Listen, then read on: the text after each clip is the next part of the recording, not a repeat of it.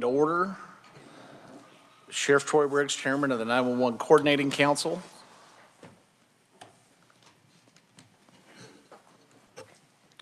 To my right is Senator Francisco. Senator Bellinger will be a little late. To my left, Representative Hoffman and Representative Carmichael will be here, probably here in the short term as well.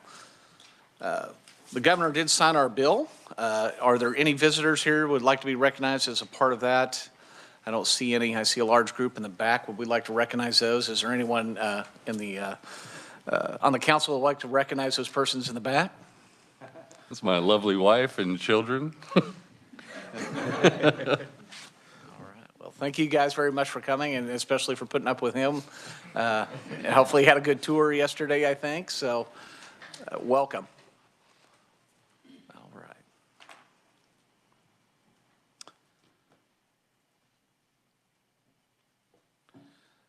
All right. So as a call to order, I'd also like to recognize, I got to find the card again, Colin McDaniel.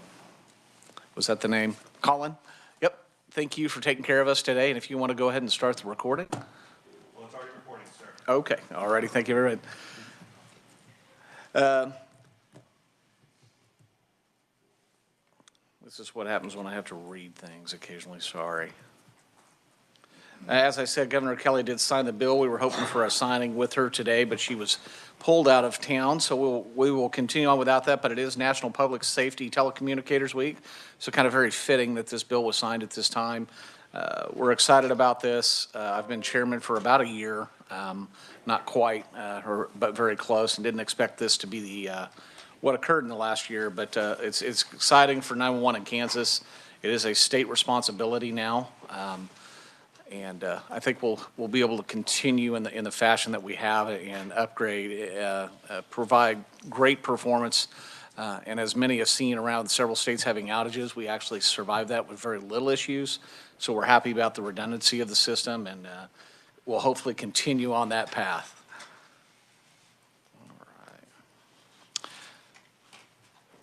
Obviously, CORA and COMA regulations will apply. There will be an executive session probably here a little bit later on. We will take that. We will follow those standards as well. With that being said, let's go ahead and get started with a roll call and establish our quorum. Gail, could you please call the roll?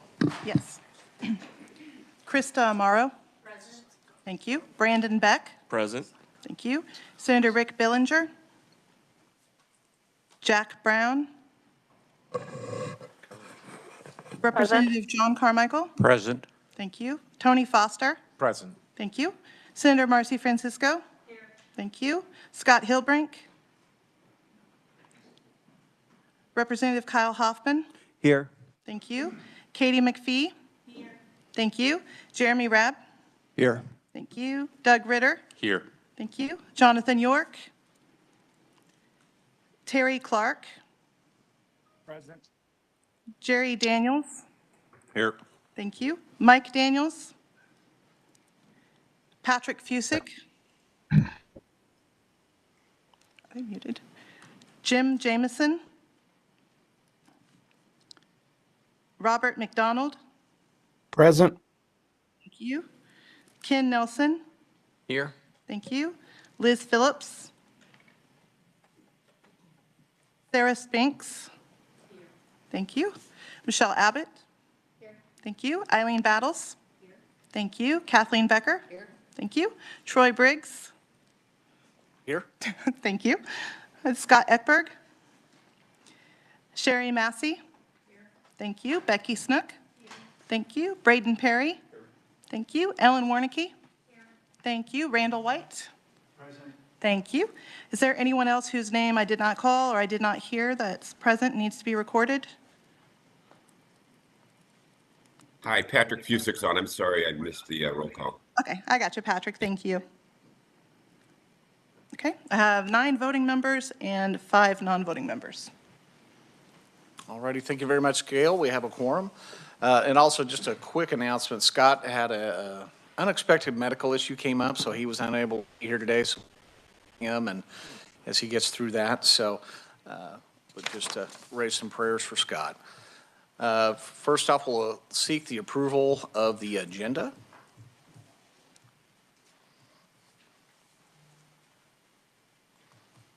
Tony Foster, I'll move to approve the agenda.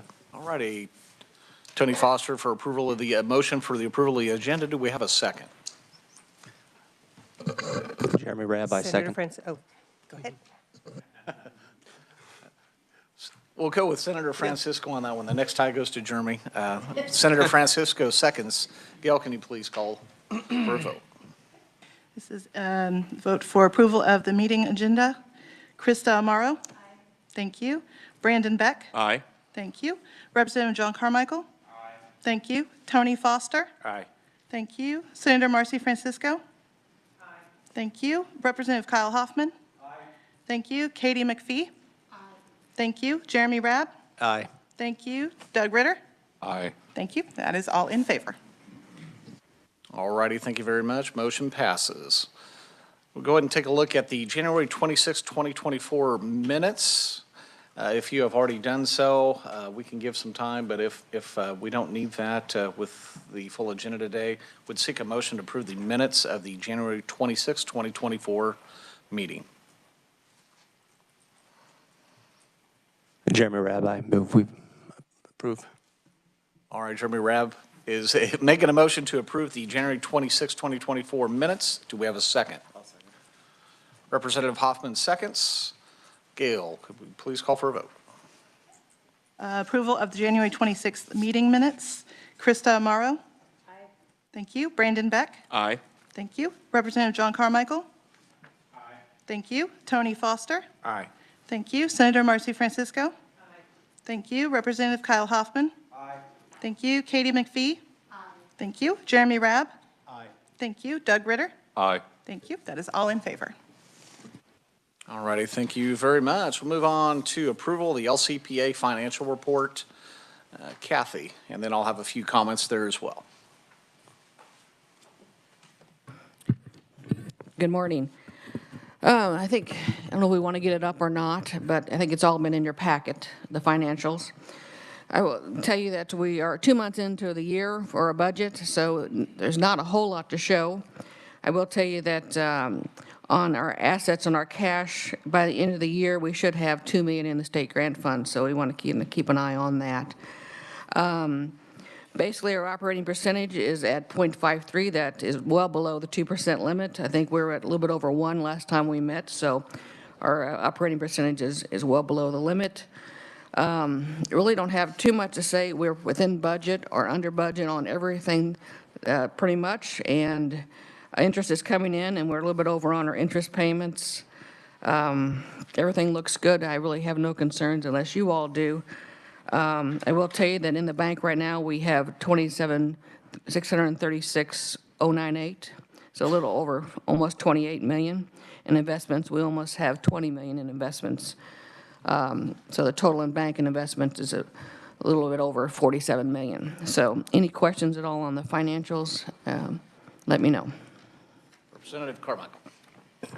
Thank you, Mr. Chair. As I recall at the last meeting, we inquired of the executive director, is it executive director? We inquired of Scott, about how much money we were holding in long-term bonds and the maturity dates of those bonds, because some thought that might be an impediment to moving funds into the state treasurer.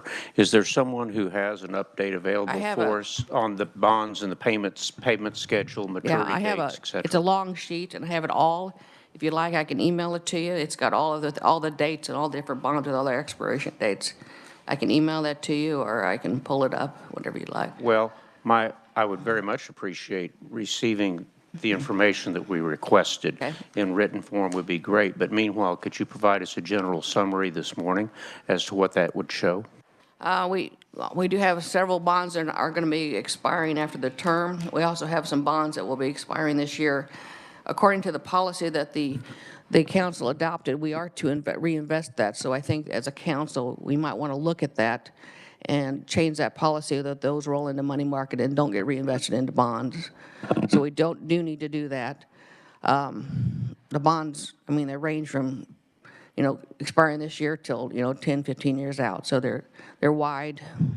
Most of the bonds, the majority of the bonds are with the most money expire within, 10 years.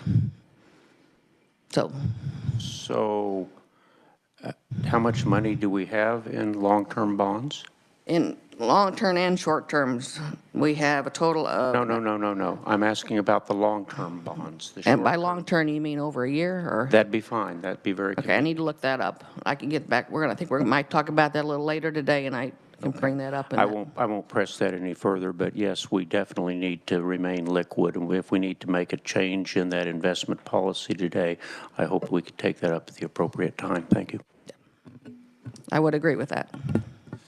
In addition to my comments to Kathy, if you're done with your report before we make a motion, we did seek through the Department of Administration an extension of Mainstream and their services, given the change in makeup of the council and becoming a state agency. So we are extended through 26. So we extended to 25 and 26. It'll go back out for bid or RFP at that time, as would have been appropriate, but given the change, DOA authorized just extending that contract without going back to RFP at this time. All right. Well, yeah, a little closer. That won't be the first reminder today, just so everyone knows. So given that we've gotten the report from Kathy, can we get a motion to accept their, we need a motion to accept them through 25 and through 26, unless someone has another option for us to maintain those sort of services. So I would seek a motion to make that extension through 25 and through 26.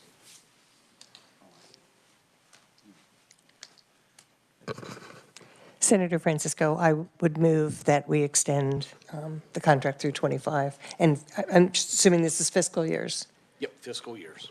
fiscal year 25 and fiscal year 26. All right.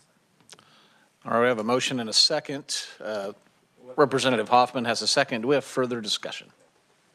I'm sorry, Mr. Chair, I was kind of asleep at the switch there. We're extending the contract through what date?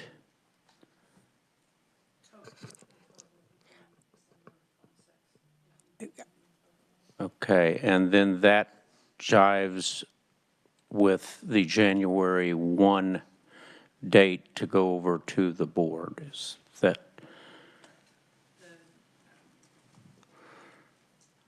No, I had to do it. There you go. As Nick Myers and I will go through in presentations, we have a January 1 deadline at which the money, January 1 of 2026, at which the money would move from Mainstream's care through the bank to the state treasury. And this would extend Mainstream's contract through December 31st of 26, which would allow us to finish up that transfer process and get everything cleaned up before we RFP'd. And then as we continue on after that date, I believe it's intended that the local collection point administrator will continue to be the fiscal agent for the collection of the funds from the telecommunications companies. Is that contemplated to be then a second RFP effective at that time, or how does this work? I'm sorry to put people on the spot. I'm just. You're just preempting my later presentation. Then I will wait. I'm happy to vote for the motion. I just wanted to make sure we didn't have overlap or gap. Thank you. I appreciate it. Thanks. Senator Francisco, do you have some comments?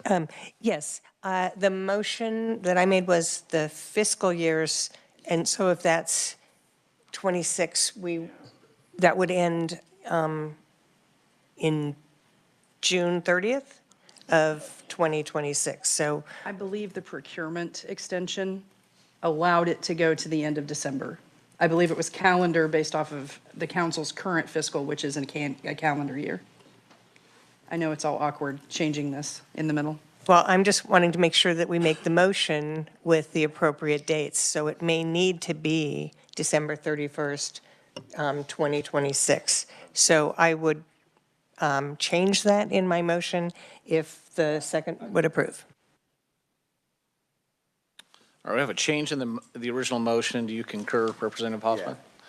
Yeah. All right. Any further discussion? All right, Gail, would you please call for a vote? Okay, the vote, motion to extend the LCPA contract through December 31st, 2026 for the fiscal year. Krista Amaro? Aye. Thank you. Brandon Beck? Aye. Thank you. Representative John Carmichael? Before I vote, I think I heard you say fiscal year, and we're talking about calendar Calendar year, I year. apologize. Yes, calendar year. Not, okay, and with that understanding, I vote aye. Okay. Tony Foster? Aye. Thank you. Senator Marcy Francisco? Aye. Thank you. Representative Kyle Hoffman? Aye. Thank you. Katie McPhee? Aye. Thank you. Jeremy Rabb? Aye. Thank you. Doug Ritter? Aye. Thank you. That is all in favor. All righty, thank you very much, Gail. We would also like to probably approve the financial report that Kathy gave. Were there any further questions for her? I know she's doing a little research for you, Representative Carmichael, but if we have, I don't know that waiting on that will, oh, go ahead if you would. In 2024, by the end of the year, we'll have 945,000 expiring.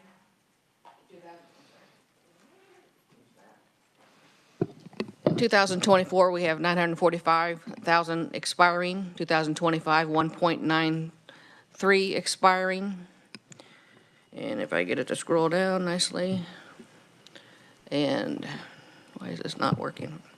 Can't use two hands, apparently. And then I want to go to 29. So we're at 20, and 2027, 26 is 1.87, 27 is, where is my cursor? By the end of the year, we'll have 2.27 expiring. In 2028, we'll have 1.35 expiring, 225 in 29. And in 30, we'll have 595,000 expiring, and 31, 335,000 expiring. And in 33, the last of it is just $100,000 expiring. So by 33, 11/1 of 33, everything will be expired if we don't move it. Now, my understanding on bonds, we can remove them at any time and we resell them. When we went and the last ones that expired when the interest rate was so low, we did not reinvest those. We put those into money markets. So it's her opinion that we can sell these bonds at or above the bond level and not lose too much money. Now, that's not guaranteed, but that's her opinion because we were watching the market pretty well when the interest rates plummeted and bond market went down. We put it in a safer thing and did not reinvest at that time. May I inquire, Mr. Chair? Yes, sir. Who is her? Her is Michelle with Entrust Bank. Thank you. I should say Entrust Bank, not Michelle, but yes, the bank itself. All right, any further questions for Kathy? Hearing no further questions, we'll call for or a motion to accept the financial report. Senator Francisco. Senator Francisco, I move we accept the financial report as presented. Do we have a second? Sheriff Ritter, I'll second it. second by Sheriff Ritter. Any further discussion? No further discussion. Gail, please call for a vote. All right, approval of the LCPA financial reports as presented. Krista Amaro? Aye. Thank you. Brandon Beck? Aye. Thank you. Representative John Carmichael? Aye. Thank you. Tony Foster? Aye. Thank you. Senator Marcy Francisco? Aye. Thank you. Representative Kyle Hoffman? Aye. Thank you. Katie McPhee? Aye. Thank you. Jeremy Rabb? Aye. Thank you. Doug Ritter? Aye. Thank you. That is all in favor. All right, thank you very much, Gail. Just one final note on the financial side of things with Mainstream. The audit is not quite yet prepared or was not in enough time to fully discuss it at this meeting, so it'll be discussed. The LCPA's actual audit will be discussed at the next meeting. All right, I think, go. And I just, Representative Hoffman. yeah, and I just wanted to reiterate, we actually had it in two different bills, I think, that annual well, not annual, but the every 5-year post audit will no longer occur. And I'm not as familiar with the system. I would assume the LCPA audit of Mainstream actually will continue to occur, obviously yearly, regardless of the PLA audit, so. All right. All right, thank you very much. All right, we'll move on. I think we'll introduce Mr. Nick Myers. He's seen us a lot lately. So Nick, if you could give us a rundown and an overview of what we have. Thank you, Chairman Briggs and members of the council. It's good to see you all again. It was only, felt like a few months ago that I was in front of you discussing a bill draft, and now through the whirlwind that is a legislative session, we're at the final bill, and I'm going to cover those provisions today. So as Representative Hoffman said, this House Bill 2690 is ultimately the bill that passed the legislature this year that dealt with the 911 Coordinating Council. And it was presented to the governor on April 5, and then 10 days later, the governor has 10 days to sign a bill or to let it become law without signature. She signed it on April 15th. So just on Monday, and then that bill, according to my understanding, will be published in the Kansas Register for one key provision in there to become effective on April 25. So that's Thursday, April 25 is going to be its official enactment date. So let's get into the provisions of House Bill 2690. So this bill, as you all are aware, is a comprehensive piece of legislation that deals with the Kansas 911 Coordinating Council and the Kansas 911 Act. So I'll cover the high points of this bill, and then we'll get into the details as we move along. So the primary provisions of this bill are to authorize any governing body to contract with another governing body of a PSAP for the provision of 911 PSAP services, so essentially to allow for the consolidation of PSAP services amongst governing bodies. Secondly, to authorize distributions of 911 fee monies to those governing bodies that are contracting for those PSAP services.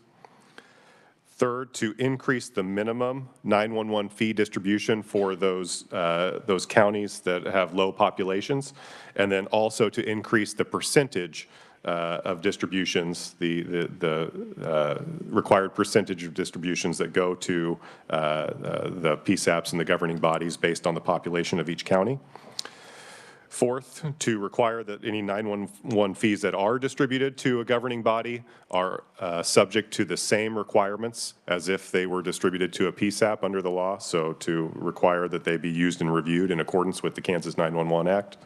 Fifth, the bill, and this is one of the big components of this bill, it revises the governance structure, your all's governance structure, and abolishes the 911 Coordinating Council and establishes a new state 911 board with a few extra powers and duties.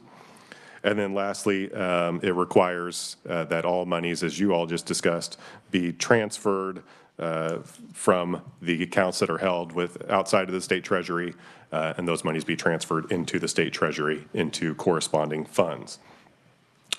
So to start, 2690, as I said, the first thing, 2690 amends KSA 125375 and other statutes, many other statutes throughout the Kansas 911 Act to explicitly authorize any governing body to contract with another governing body of a PSAP for the provision of 911 PSAP services.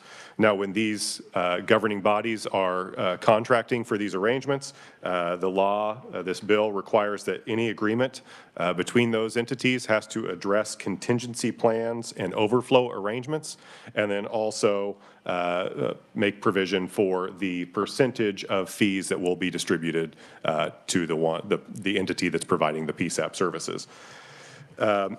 Before any of these agreements take effect, they are to come before you, the council or the board, once the board is established, to review that agreement with respect to the contingency plans and overflow arrangements within the agreement. If you, the council or the board, decides that the contingency plans and overflow arrangements are not acceptable, the law does state that the governing bodies shall then work with the council or the board to resolve those issues and resolve those matters. It kind of leaves it right there, so that would be up to you as to how that issue gets resolved. These provisions would take effect on July 1 of 2024, so July 1 of this year. The next item from 2690, the bill authorizes distributions of 911 fee monies to the PSAPs and to the governing bodies that contract with other governing bodies of PSAPs for the consolidation of PSAP services. So again, these are the direct distribution monies can go to the governing bodies, and these direct distribution monies will continue to be provided under the law and determined based upon the population of each county. And then the law does provide that if there is one single PSAP providing services in the county, that PSAP shall receive the governing body's distribution amount. And if there's more than one PSAP in the county that's providing services, I think this is current law, those distributions are to be divided up proportionally between the PSAPs within the county. These provisions for authorizing these distributions to governing bodies will take effect this year, July 1, 2024. The next thing I discussed is the increase of the minimum distribution amounts. So again, this bill increases that minimum distribution amount for the counties within the lowest populated areas of the state. And that distribution amount goes from, it was a minimum of $60,000, and now it will bump up to $70,000 minimum distribution amount. Additionally, the bill also increases by 3% the statutory distribution percentage amount that is based on the population of each county. And you can see it in the bill that the 3% then bumps up kind of the lowest, the county that receives the 100% distribution amount, so up to 35. I believe it's counties with right under 35,000 now receive 100% of their amounts collected in direct distributions from the 911 fees. These provisions will take effect on July 1 of 2024 of this year. And then I also want to note that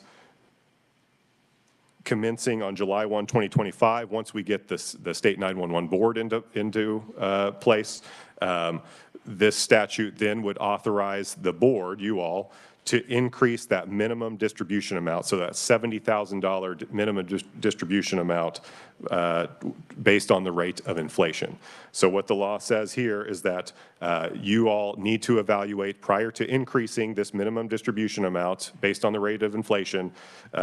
You all are to evaluate whether that increase is needed based on the current expenditures of the counties that are subject to that minimum distribution amount, and then also evaluate the long-term financial stability of all other 911 fee distributions that will be made prior to increasing that amount by the rate of inflation. I will note the law does state that you all cannot increase this minimum distribution more than once per year, so it's one inflationary increase per year at a maximum. Again, that takes effect in July 1 of 2025. Just touch on one of the things I noted that as part of the bill and the allowance that direct distribution monies can go to governing bodies that are contracting for services, the bill and the law does change to require that any of those monies that are distributed to those governing bodies be used and reviewed in accordance with the requirements that are currently in current law, and essentially that those monies have to be used for the purposes that are outlined in statute.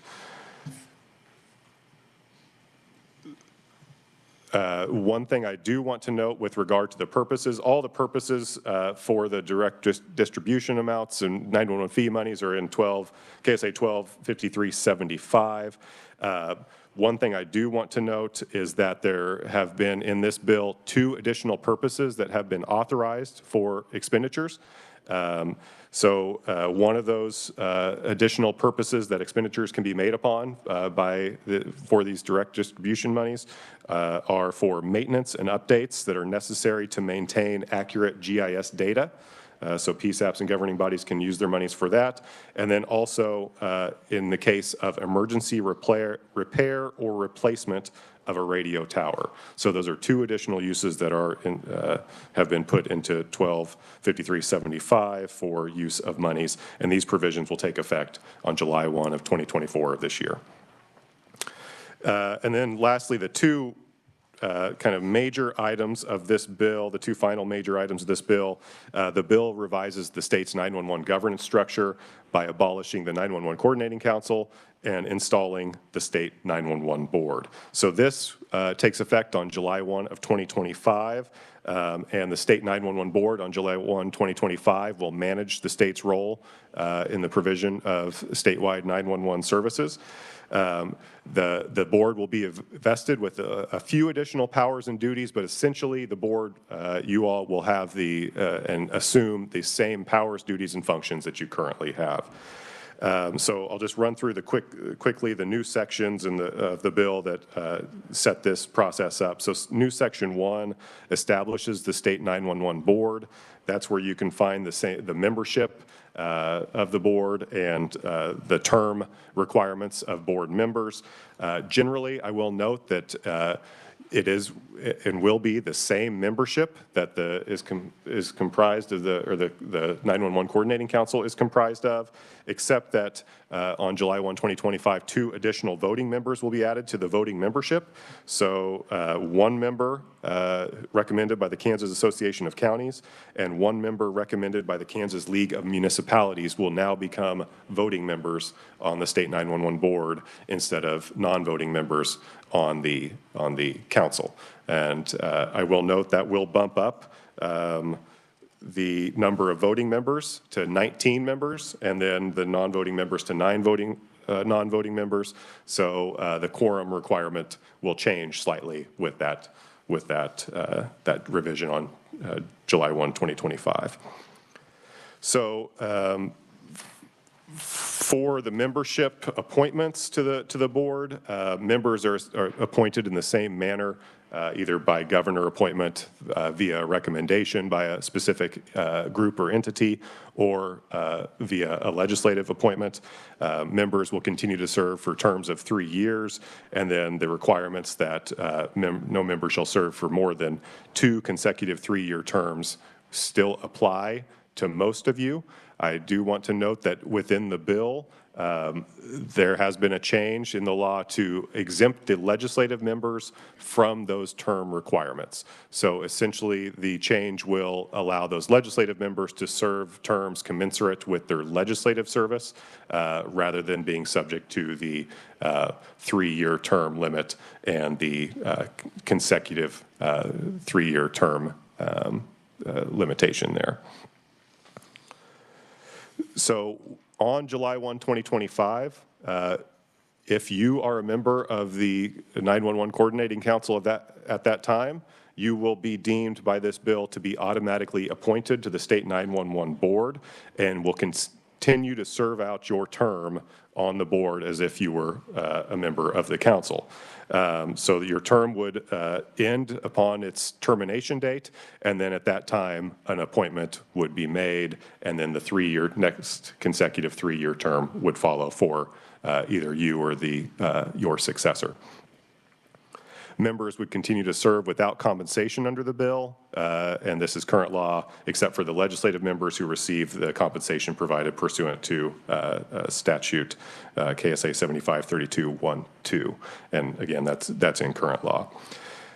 New section 2 of the bill establishes the powers, duties, and functions of the State 911 Board, and it's a real concise statute that provides for what the board is required to do and what the board may do. So the board is required under this law to coordinate E911 services, implement statewide 911 communication planning, monitor the delivery of 911 communication services, develop strategies for future enhancements to the 911 communication system, administer and oversee grants to PSAPs, develop technology standards, establish minimum training requirements for PSAP personnel, GIS technicians, and information technology technicians with respect to the statewide system. Here's a new one. Those all probably sound very familiar to you because those are your current powers, duties, and functions as the council. The new one is to employ a full-time executive director, and then lastly, to make an annual report of all expenditures of the 911 fees to the legislature. So the board also has authority to do the following: to contract with any person to assist in the performance of the powers, duties, and functions of the board, to reimburse state agencies or independent contractors for services and expenses that are incurred in supporting the powers, duties, and functions of the board, apply for grants under the federal 911 grant program, recommend training for general PSAP operations. And here's a new one for those probably all sound familiar because those are all under current law, your authority to act. Here's a new one, enter into and support interlocal and interstate EZINet agreements. So that's an authority under this statute and this bill that the board can now undertake as of July 1, 2025. Lastly, the board is authorized to adopt rules and regulations as deemed necessary for the implementation of the Kansas 911 Act. Many of the provisions of current law, such as the assessment of civil penalties upon providers who fail to remit their 911 fees appropriately, are maintained under this bill. And I just want to say again, as I've already said, generally the powers, duties, and functions of the board are going to be the same of those that are vested in you, the State 911 Coordinating Council, except, as I said, this bill does authorize the board to employ an executive director. Actually, it requires the board to employ an executive director, who that person can then hire assistant directors and other employees that are deemed necessary by the board to support the functions of the board. This bill does eliminate the requirement that the LCPA provide the staffing services for the board. So the staffing will now be provided directly through the board and the operations fund, as we'll get into here in a sec. New Section 3 makes the technical change to abolish the 911 Coordinating Council and then transfers any current 911 Coordinating Council employees, property, contracts, or records over to the State 911 Board. Additionally, I do want to note that the law does state that the current rules and regulations that the council has in effect will remain effective until those are amended, revoked, or nullified pursuant to law. New Section 4, just one quick note on that. That is just a general consolidation of provisions that are in current law due to the repeal of the council statute. There were a lot of requirements within that council statute, 1253-64, that just kind of whole mishmash of things within that statute. So this new Section 4 consolidates some of those provisions in addition to some other statutory sections into one concise statute. One final thing on this to transition to the new State 911 Board, and the reason for the Kansas Register effective date is that effective upon that publication in the Kansas Register, new Section 9 takes effect, and this authorizes you, the 911 Coordinating Council, to take any actions necessary to prepare for the transition of the powers, duties, and functions from the council over to the board. And this includes, but is not limited to, employing persons to assist with the transition, employing a person who will assume the role of executive director of the State 911 Board on July 1, 2025, and then also budgeting in preparation for that transition that will occur. Lastly, council members, the last and major final piece of this bill is it requires all the monies that are collected from 911 fees and prepaid wireless 911 fees to be transferred and then remitted to the state treasury. So current law, as you all know, requires the LCPA to establish 3 funds outside the state treasury: the State 911 Fund, or the 911 State Fund, the 911 Operations Fund, and the 911 State Grant Fund. And what this bill does is it requires on January 1, 2026, the LCPA would be required to transfer all the monies that are held outside of the state treasury in those funds into new funds, new corresponding funds in the state treasury. And new sections 5 through 7 of the bill establish those corresponding funds within the state treasury. So new section 5 establishes what is now called the State 911 Operations Fund, and it abolishes the one that's outside of the state treasury. This fund and all these funds would be managed by you all, the board, and could be expended pursuant to vouchers approved by the chairperson of the board or the chairperson's designee.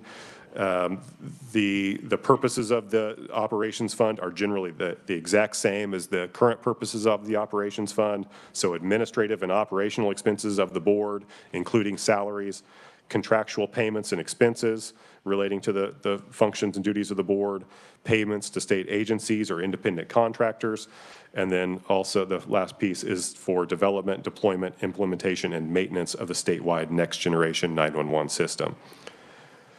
I do want to note one thing, effective July 1 of 2025, with regard to the operations fund, it will remove the statutory limitation that not more than 2% of operations fund monies be used for administrative expenses. So that's, again, effective July 1, 2025, that 2% limitation will no longer be in law.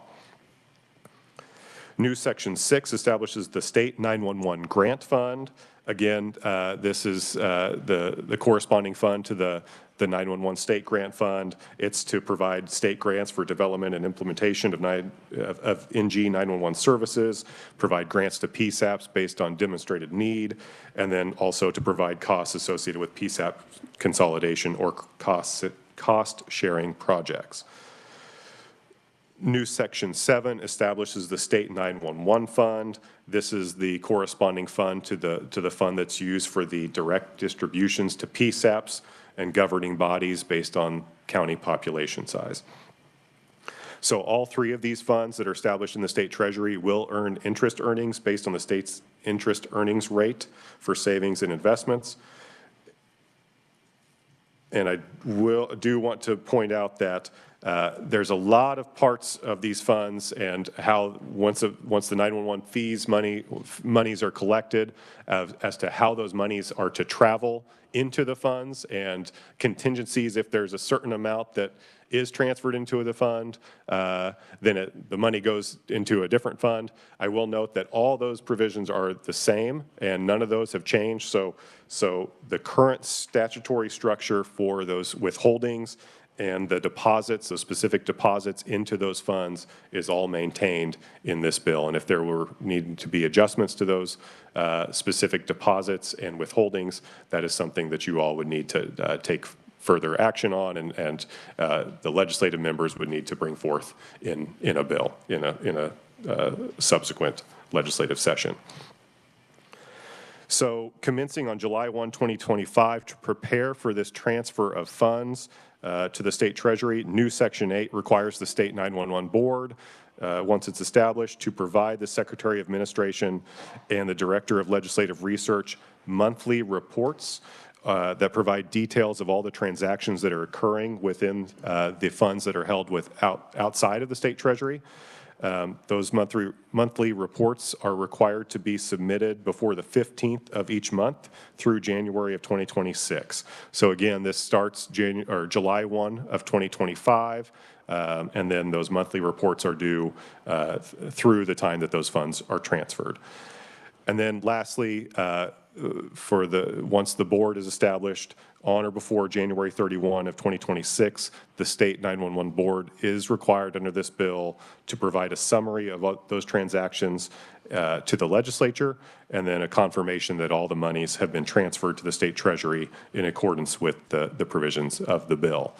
So that reporting requirement happens on or before January 31 of 2026. Lastly, one final revision, Representative Hoffman already noted it.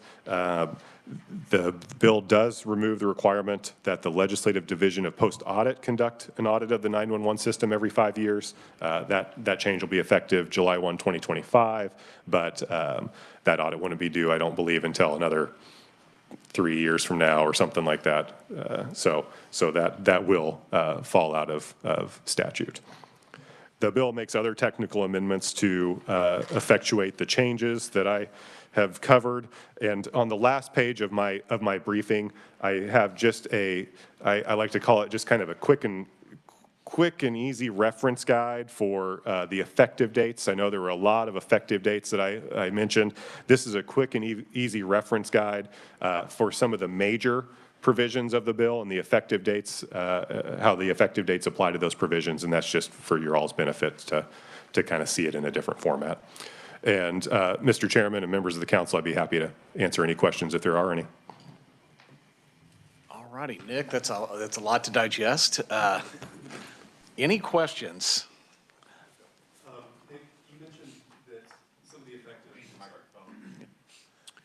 Nick, you mentioned the authorizing the 911 coordinating council to take certain actions to prepare for the transition of the state 911 board. That's upon publication, correct? And when was the publication? Yes, it is. So that's going to become effective upon, that's new section 9 of the bill. That will become effective upon publication in the Kansas Register. And my understanding is that the Kansas Register will officially be published on next Thursday, so the 25th of April. Thank you. You stole my question, Braden. Thank you. No. Oh, Senator Billinger. Thank you, Mr. Chairman. So the current funds that are invested, those, do we have timelines on some of them? And have we figured out to coordinate all that? Okay. Yeah, and Thank we you. did, I think we discussed that. We can brief you on that. I think Kathy got us out through 2033. All right. Any other questions? Representative Carmichael. Thank you, Mr. Chair. And for the senator's benefit, I think Kathy also told us that it looks like most of those long-term investments can be sold for par or without a discount, but we'll know better once we've looked into it. Two things, Mr. Chair. First, I want to thank you, Mr. Myers. We wouldn't be here without your work and that of your staff. And a lot of these financial issues, I know you've brought in revisors who handle budget and experts from the revisor's office. And I'm personally very grateful for your work and that of the revisor. Mr. Myers doesn't have to be here today. He didn't have to prepare this document.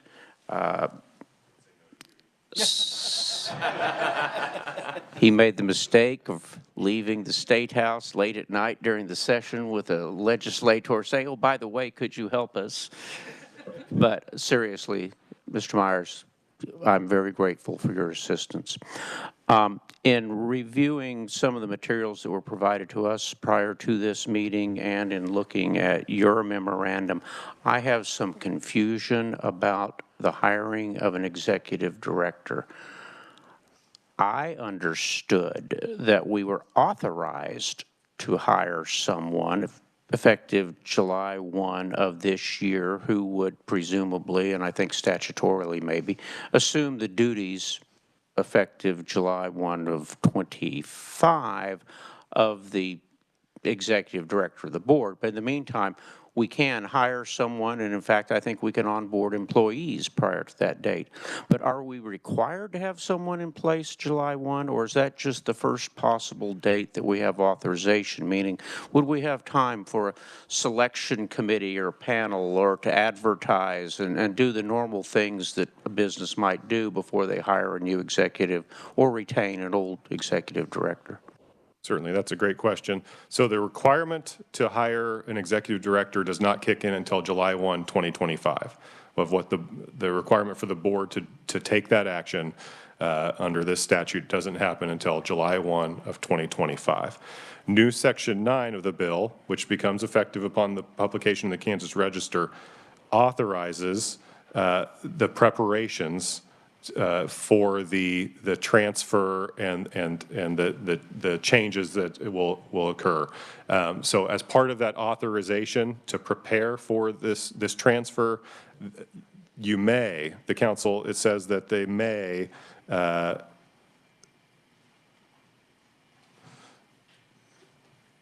include, but not limited to, employing one or more persons who the council deems necessary to assist with that transition, including employment of an individual who will assume the role of executive director. And I will note there is that provision that any employees of the council that are hired by the council do transfer by law on July 1, 2025 to employees of the board. And one brief follow-up. So we don't have to have somebody in place by July 1 of this year as, quote, executive director. If we want to set up a hiring process and advertise and do all those things, what the law requires is we have that person in place by July 1 of 2025. Yes, In that's essence, correct. a year from now. Correct. Thank you.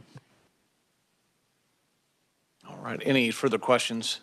Just one further comment. We could take no action anyway until next week, until it's in the register. But I will have some time allotted out here shortly to kind of try to hash through that. Well, as it would be referring to non-elected personnel, we will probably do that in executive session, and we can discuss the term. Representative Hoffman, sorry. Yeah, I just wanted to kind of a little bit of what Representative Carmichael said. I wanted to reiterate my thanks to Nick. Nick, you helped out tremendously. Appreciate the diligence in doing it. Also to Sherry, appreciate Sherry's work, and she led a group of several of you also. Appreciate the help that the other members of the committee had in helping us. There was a lot of changes made from the time that we started this to even after we introduced it to, and even the Senate helped. It's hard to say, but they actually made it better, so, and for those of you who haven't been or aren't around the State House, for us to just concur on the changes that the Senate made on this big of a bill is something that's not done most of the time. And that's what we did, because they did make some good changes, so I appreciate that. And so this was a collaborative effort. I hope when we look back at this, 5, 10 years from now, we say this was a good idea. And, it's always a big change like this is something that you hope is what was needed. So, and will help in the future. But appreciate all the work everybody did, and look forward to working with you over the next several years. So thank you, Nick, and thank you, Sherry, and all those. All right, Senator Francisco.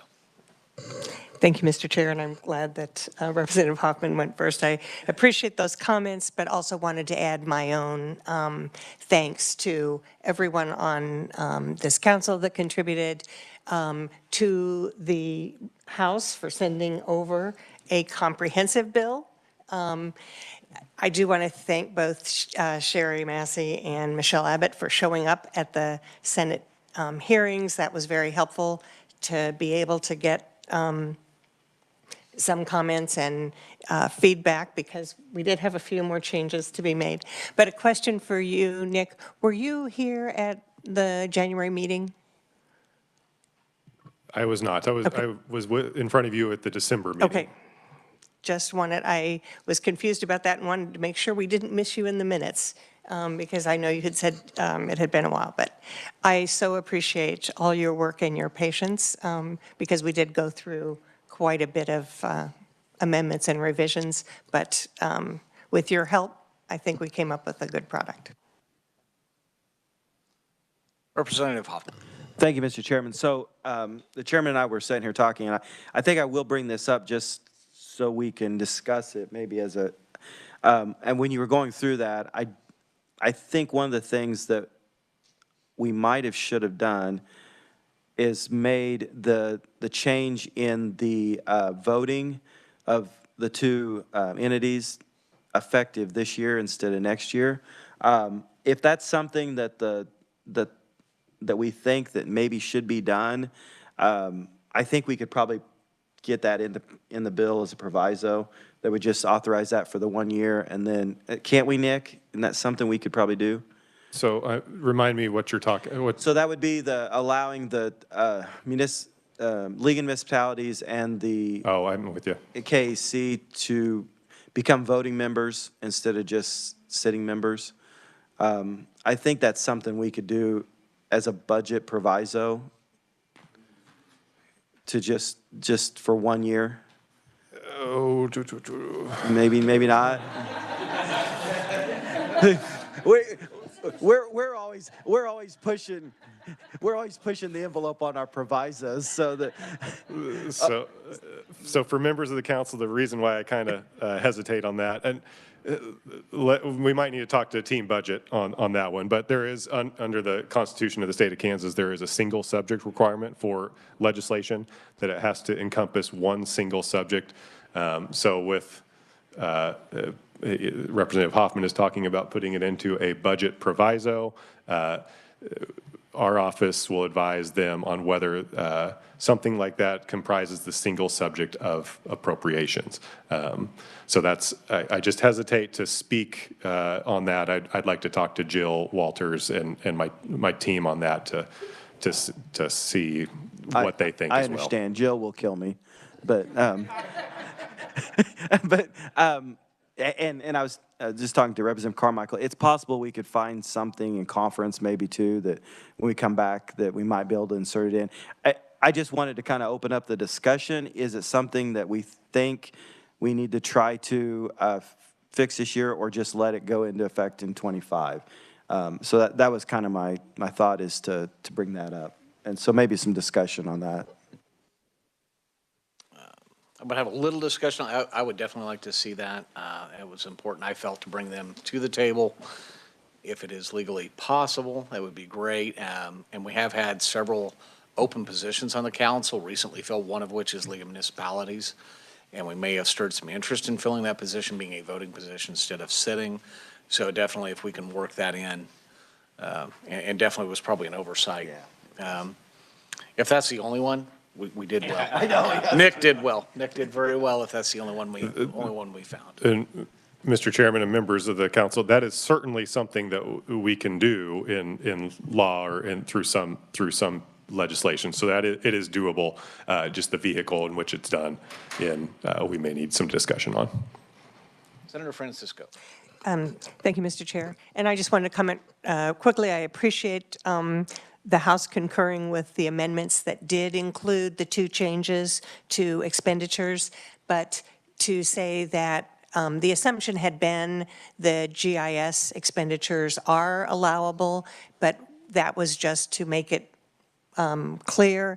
And then we knew that there had been some concern about the radio tower question, so this just describes that in a way that at least the Senate felt comfortable with, and the House agreed. So, but I hope that will help the group that oversees those expenditures. But please allow expenditures on GIS between now and when this bill goes into effect.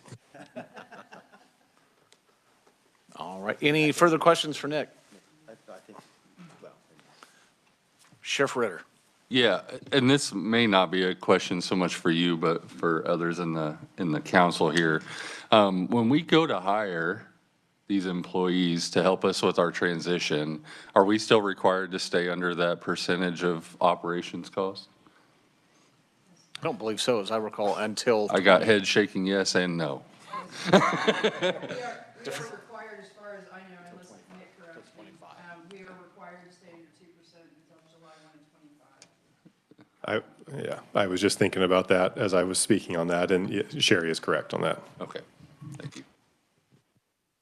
All right. Any further questions? Nick, did you have something to add? So one final thing, and I don't know if any of you have looked at the fiscal note on this. There was a statement in the fiscal note that was made. I just thought I'd bring this up regarding, and I didn't bring it with me. It just hit my mind just a second ago, regarding fee-funded agencies and payment for a certain percentage of those fees into to be part of the Department of Administration's system and to receive services from the Department of Administration.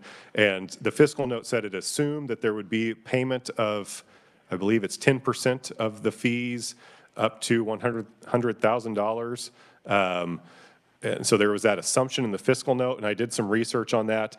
And what I found is in statute, the funds and the fee-funded agencies that are subject to that requirement, it is clearly denoted in their funds and their statutes that that payment shall occur.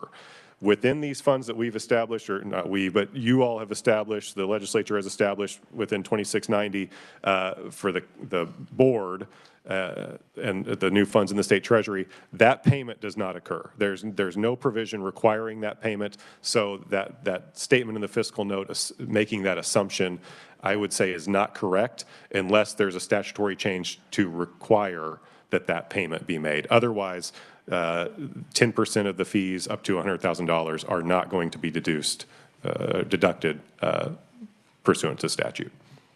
I think that's a question, Sherry, we had shared early on, and I think that was the assumption we shouldn't come to, but yeah, we believe that as well. So, and given the state treasury's record lately with interest, I think we'll do well with that. So, any further questions for Nick? All right, thank you, Nick, from me as well. The phone calls and trailing a Western Kansas sheriff through some of the highways and byways of this process and explaining it and always being available. It's been very valuable. I think in the year since I've been chair, the roller coaster has definitely not stopped. The fire hydrant has not turned off yet, but it's starting to trickle, and I think we're getting towards the bottom of it, but I think we're in a very good place, and you've been a big part of that. I personally really appreciate all the work you've done. All right. Any further? If not, we will move on. Nick, you are off the hot seat. All right. We'll move on to committee reports, and I'll have a few things here, and we will be taking, just so everyone knows, an executive session. So here at some point, we'll kind of handle that as we come to it. But we're going to mention the RFP for legal services. I had a committee formed. Several are here that were on that committee on the PNC to go through that process. We are not at liberty to disclose the evaluation details, but the committee, Representative Hoffman, Senator Billinger, Jeremy Rabb, Tony Foster, myself, members of DOA, Lee Askew from DOA, all took part in this. We unanimously support and intend to award it. Again, I'm very limited in what we can discuss on that because the actual negotiation portion of that is not finished. So we will not discuss that any further, but we would like to seek a motion to be able to move forward with an intent to hand out that contract. And I know that's a very limited explanation, but the group did come to a consensus, and we want to move forward. So I would seek a motion from someone to allow us to move forward. That will allow DOA to further negotiate that potential. Senator Francisco. Thank you, Mr. Chair. I would feel comfortable making that motion, aware of some of the steps that the committees went through. So I would move that the council approve steps forward for the Department of Administration to negotiate a contract as recommended by our committee. All right, do we have a second?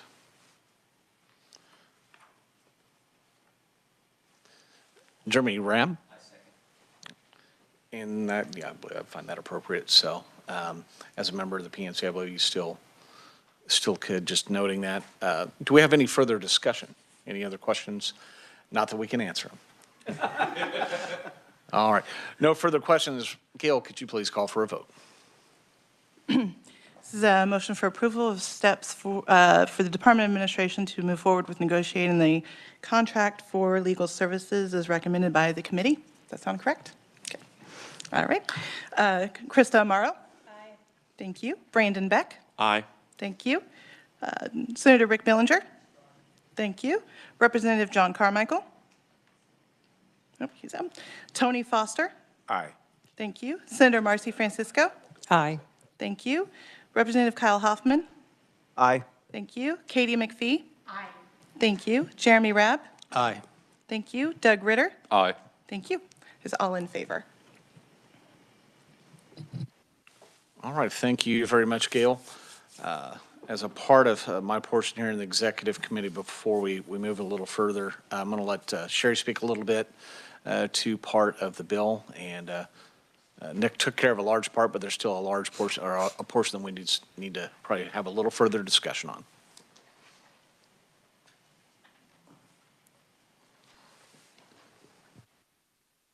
Here we go. I'm going to speak from here, so if anybody behind me has a question, please speak up so I can hear you there. You guys have a handout titled Council Brief, 911 Act Operational Changes.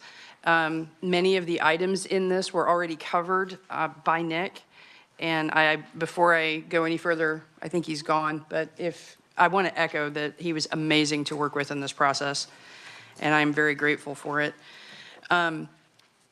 But while he covered the content of the bill, there are some things that are operational to the council that I want to make sure that the council is aware of, and so that you understand the effort that is going to have to go into this transition and how it is going to impact what the council does day to day. So just kind of running through the timeline, not in a sense of the legal terms of the bill, but kind of what it means to us. So I put April 29th in here because I just wasn't sure what the date is. It turns out it will likely be April 25th. The council gets authority to begin a transition effort, including hiring one or more employees. And we will talk about why you might want to do that sooner rather than later. July 1 of this year, all the provisions that are governing the contracting for PSAP services and the raising of distributions, both the minimum and the distribution percentages for the larger PSAPs, go into effect. July 1 of 25, the council becomes the board, a fee-funded state agency. There are things that kick in there, but that's really the practical change at that point. And then January 1 of 2026, the LCPA transfers all funds to the state treasury, and the state 911 board becomes responsible for the distribution of 911 fees to the PSAPs. That's a big change and a big job, and we're going to have to talk just a little bit about what we're going to have to do to plan for that. So I'm going to kind of take this backwards just a little bit. Starting on July 1st of 25, I'm going to talk about what the operational impact of becoming the state 911 board means that we know right now. So we know that all the policies and KARs and things like that carry forward. We know that all of the assets transfer.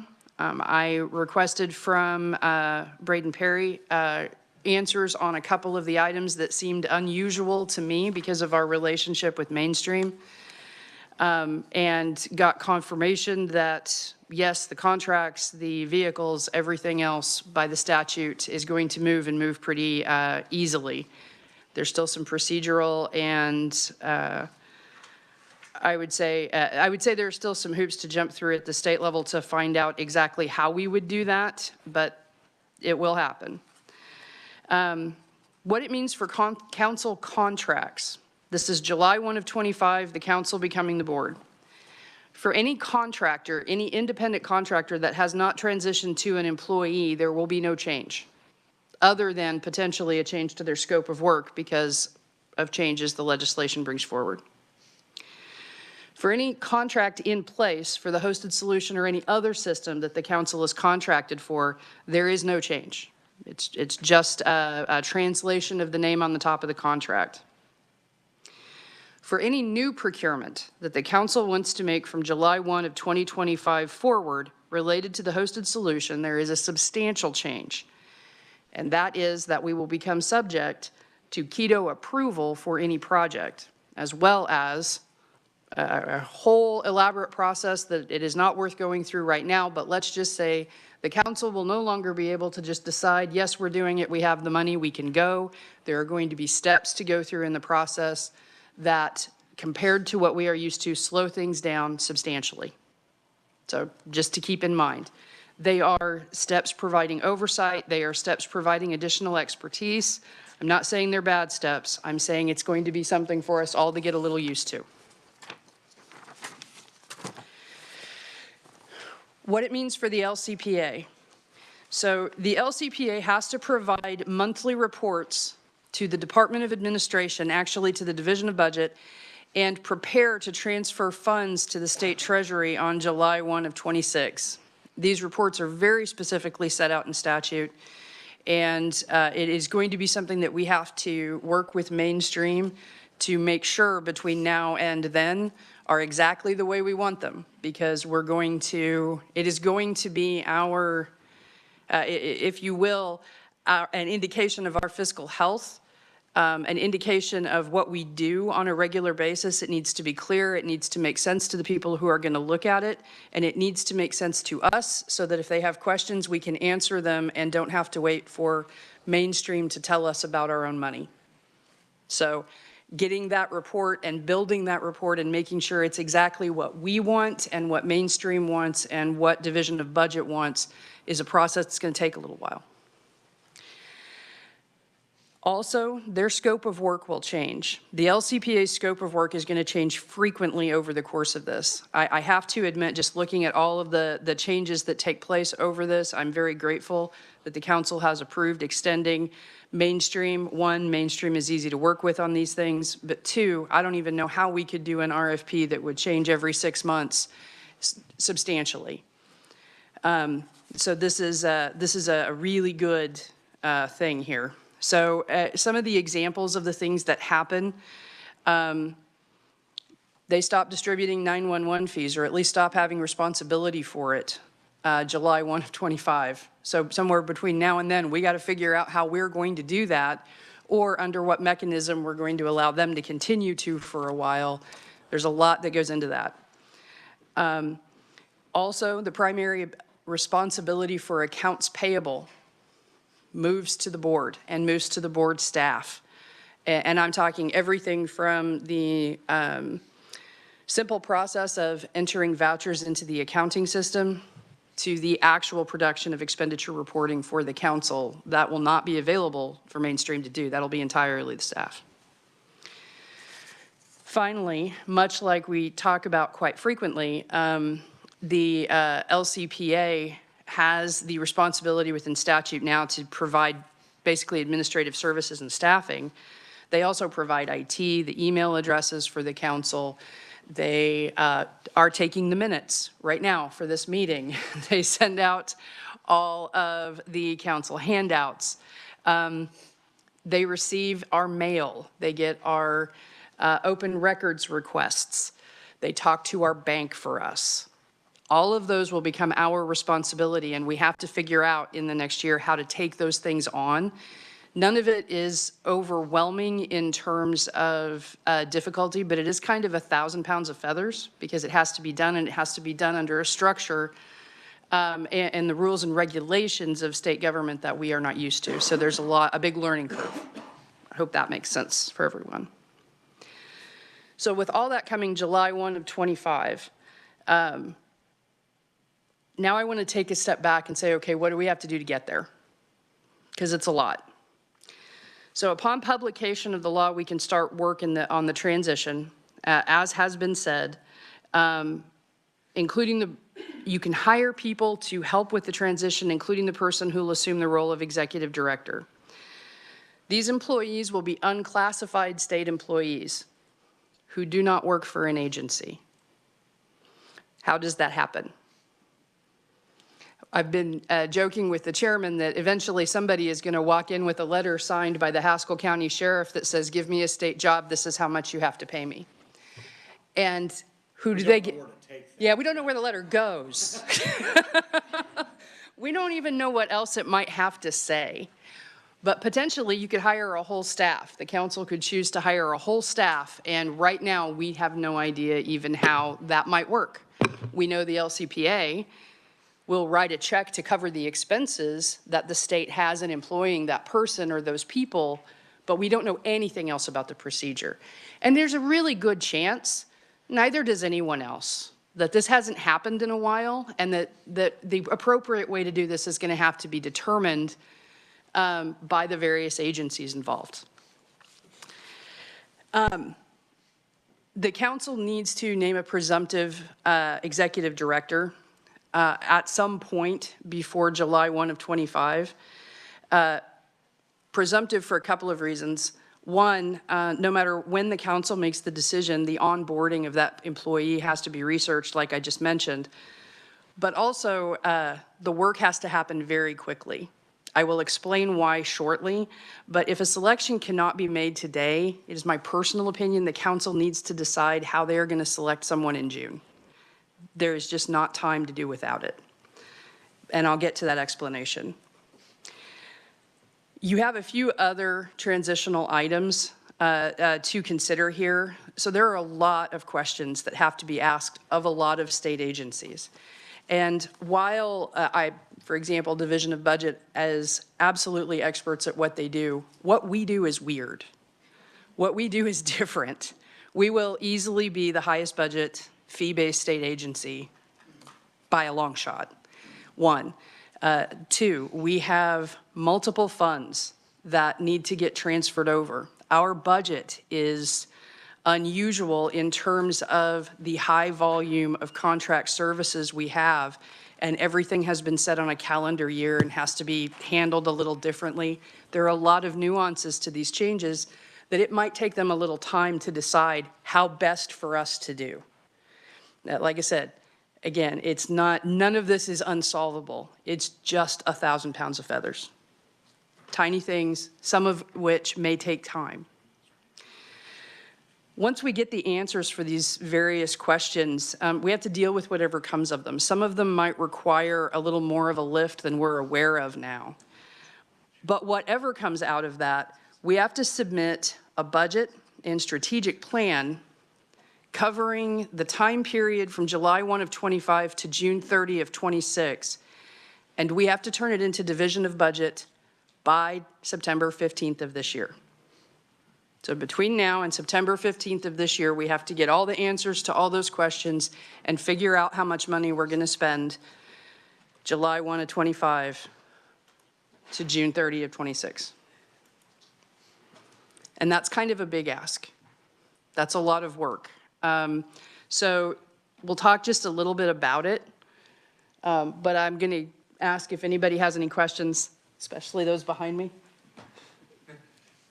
Okay. The only thing I've determined, I don't think we've found the new state and agency employee office yet, but we're trying to. Oh, okay. Representative Hoffman. Thank you, Mr. Chair. As far as with the LCPA, now, the board, I thought this was the way it was. Maybe we maybe should have Nick stay a little bit longer. The board does have the ability, though, to have the LCPA do some of those. I mean, we don't have to take on all. Correct. Okay, I just want to make sure that everybody understood that Yep. LCPA still stays in place. We can still have them do certain things that we deem necessary. It's just that we may need to have those discussions of what those are. Exactly. Okay. And that's why I'm saying that that's why I'm saying their scope of work will be changing. Yeah. Because, you know, as we move forward, we may find something where having mainstream do it or any LCPA is burdensome because of the new procedures we're moving into. Whereas we might find other things that's like, phew, I'm sure glad they're doing that. We don't want to take that over. Right, okay. I just wanted to make sure that I understood that correctly. Yep. So the strategic plan and budget that I just spoke about that has to be completed and submitted to Division of Budget by September 15th. This is not like the strategic plan that we have built before. This is a document that is very heavily dictated by Division of Budget. It is a document that is a piece of what is called performance-based budgeting. And it is a document that gives context and provides methods of evaluating our effectiveness. And it requires us to basically identify what our agency does, who we do it for, and then how each of the line items of our budget tie back to that plan, to that responsibility, so that the effectiveness of our use of tax dollars or fee dollars can be evaluated by somebody who isn't intimately familiar with what we do. So this plan matters a lot. It's our hello, if you will. This first one to the Department of Administration, to the legislature that is not familiar with us, for the budgetary process, to really just every level of government. This document matters an awful lot. The Division of Budget provides support. They'll assign an analyst to help us, and they'll provide a lot of support, but they can't make these decisions for us. They can't interpret for us. They can help us take our interpretation and fit it into the system that is there. So we have to decide our philosophy. We have a pretty good idea of it, but putting it down on paper makes it harder than it might seem right now, and then we have to fit our budget into it. Also, I would point out that the budget that the council is used to dealing with is a budget of estimated expenses. This is how much we think we're going to spend based on our contracts and this and that. And if we're, $5, $10, $1,000, $5,000, $10,000 off one way or another, as long as the money is in the bank and we understand why we were off from that estimate, it's not such a big deal. We are moving to a place where our budget is spending authority. That is a different question. How much is the AT&T contract? I can tell you how much we think the AT&T contract bill is going to come in at. What is the maximum it could possibly come in at? It's a different question. It's a different question for me. It's a different question for AT&T. It's a different question for our account representatives, and we have to sit down and take a look to get those answers. Once again, none of it is enormous, but all of it is a lot of research that has to be done, questions that have to get answered, and we have a whole bunch of them by September 15th. So if you go to the last page of this brief, it starts out with how do we get this done? So I'm going to kind of run through what I see from the research I have done. So starting April 22nd, next Monday, work begins on the strategic plan and budget. Some of those questions, hopefully, I can begin to get answered with some of the individuals that I have already asked for some of this previous research, because by that time, they'll be a little bit freed up from what the legislature's doing to them on a regular basis, and maybe be able to spend a little time with us. On May 8th, we have a strategic plan and budget workshop. This is for the executive committee and the financial group and the staff. And at this workshop, we are going to present whatever we have at that point as a theory of how this stuff ought to go, and see what the executive committee and the financial group want to give us as guide rails. Are we thinking right? Are we collecting right? Does this make sense? Does the strategic plan that we're starting with make sense? Can you help us write it? And go through that effort in a day-long workshop to try and steer what happens between May and September a little better. The next council meeting is June 14th.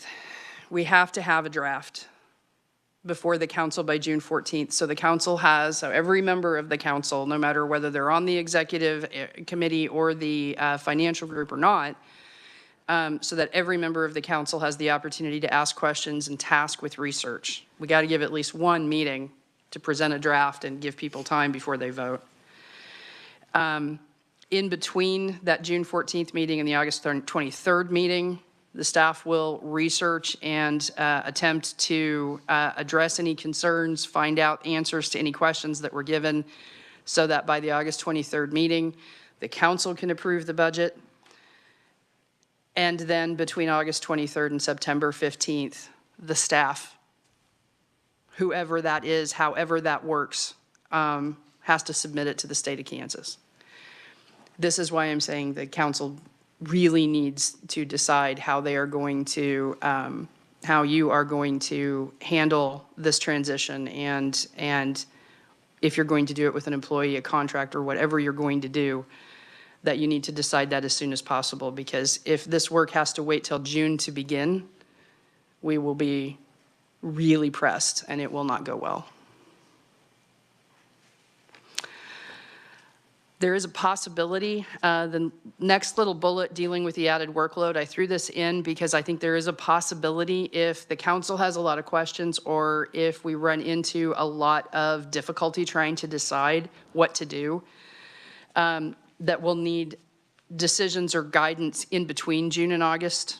And the council can either empower a smaller group to act on behalf of the council. The executive committee used to do that historically.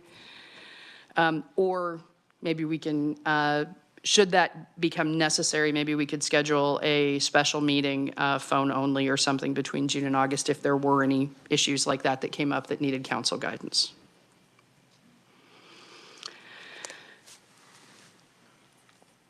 So does that all make sense? Does that make sense to everybody with the timeline and everything I'm talking about?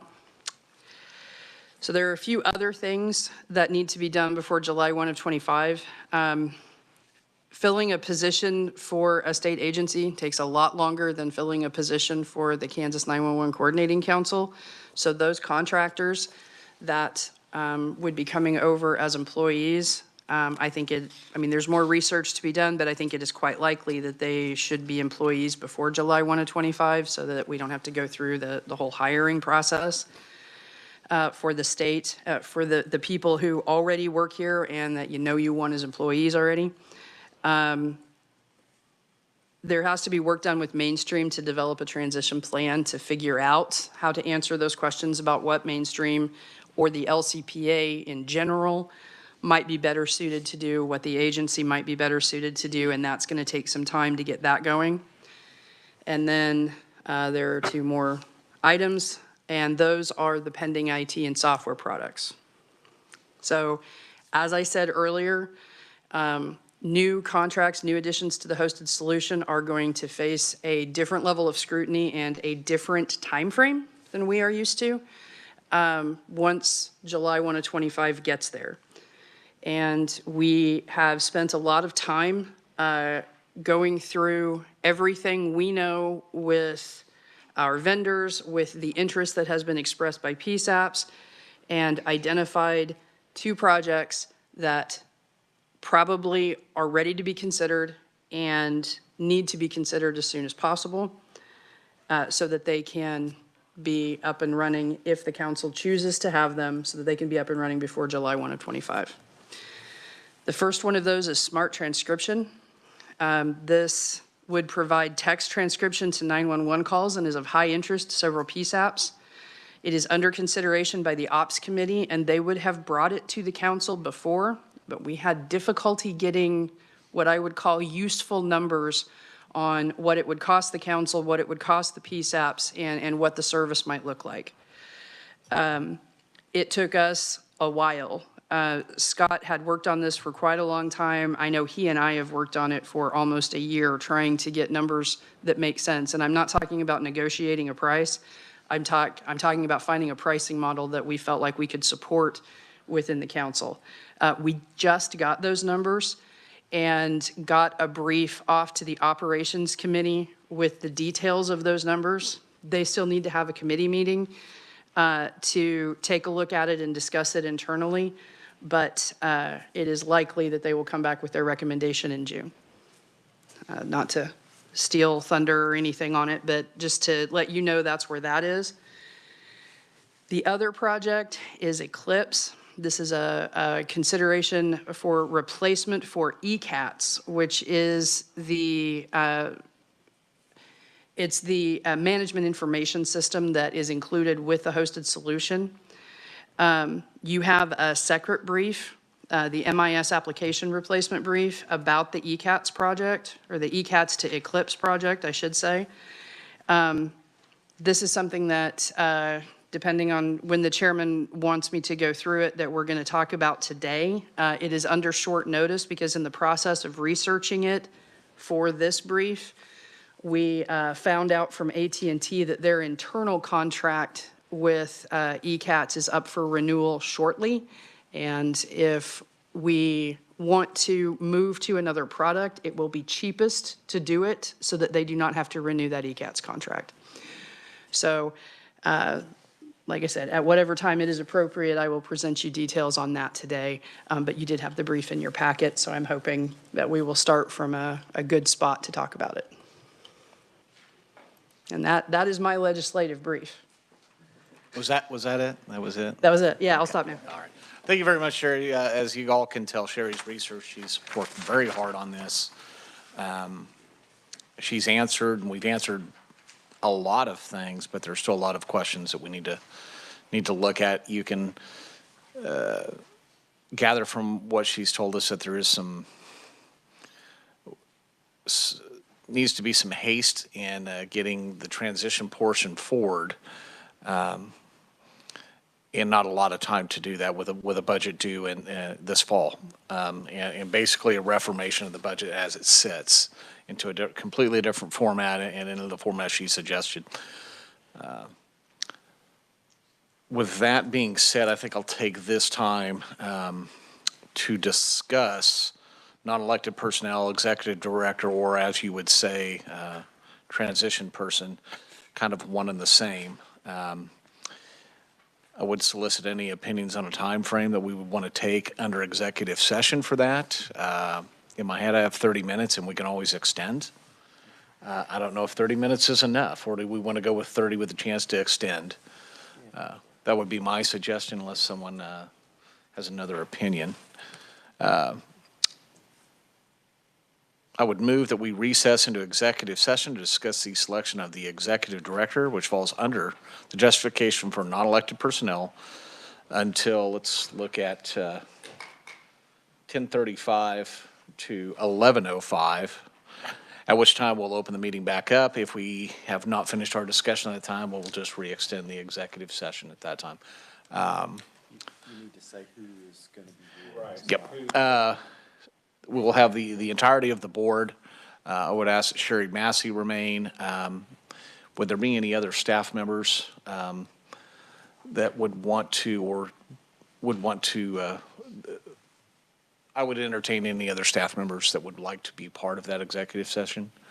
I don't know if that's appropriate to ask you guys, but it is impactful in understanding the direction, and also legal counsel.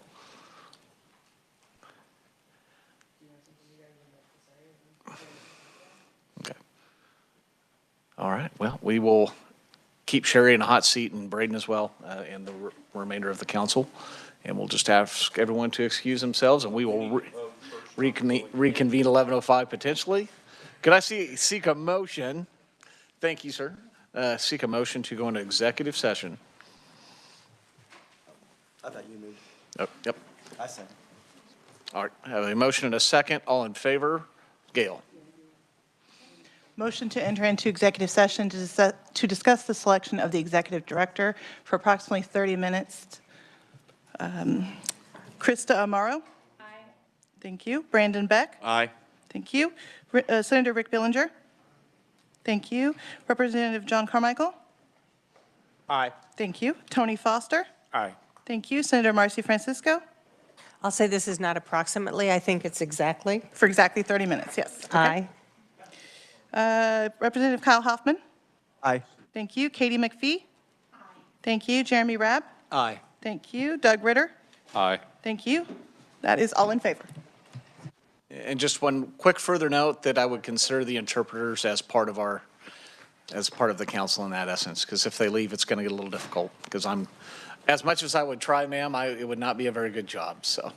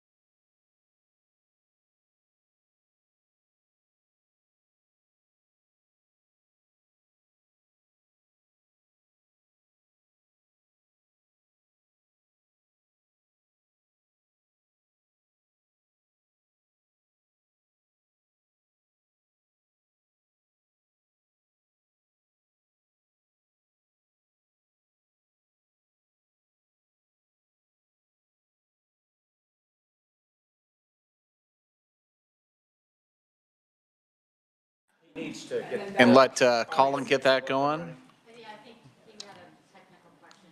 We should readjust the time. Okay. Yeah, we're going to take care of that.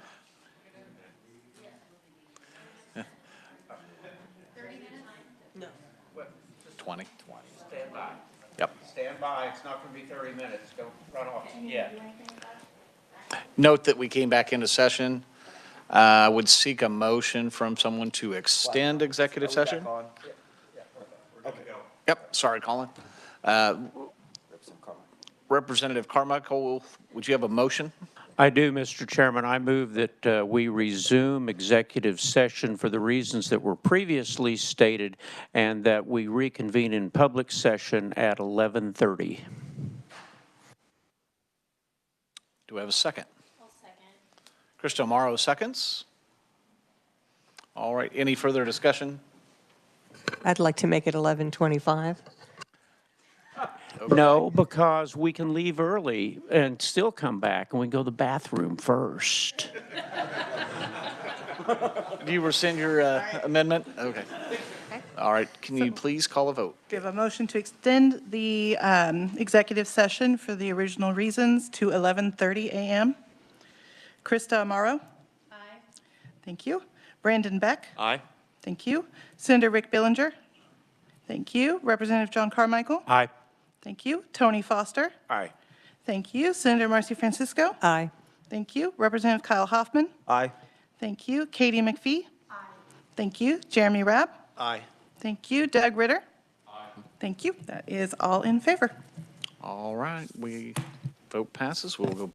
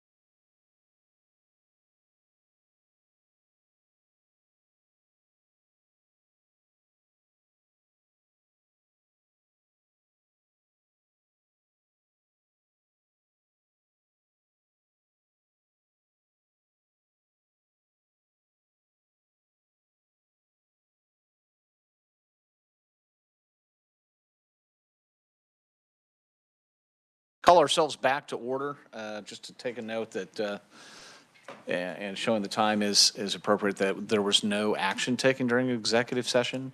There was a lot of great discussion, and we will move on from there with some further duties that we'll have to discuss. But we did have a motion, or someone would have a motion to come out of executive session on some discussion or a direction for us moving forward. Does that make sense? Or will there not be a motion? I don't know if we have to make a motion. It's more or less All right. just the announcement. Indicate a consensus was made, and the board or the council would like X, Y, and Z. Okay. All right. So out of executive session, we do have a consensus on a route forward. And I don't know, someone better than I probably to discuss that. Maybe Braden, would you want to explain our movement there a little better? There's been a consensus on the board during executive session.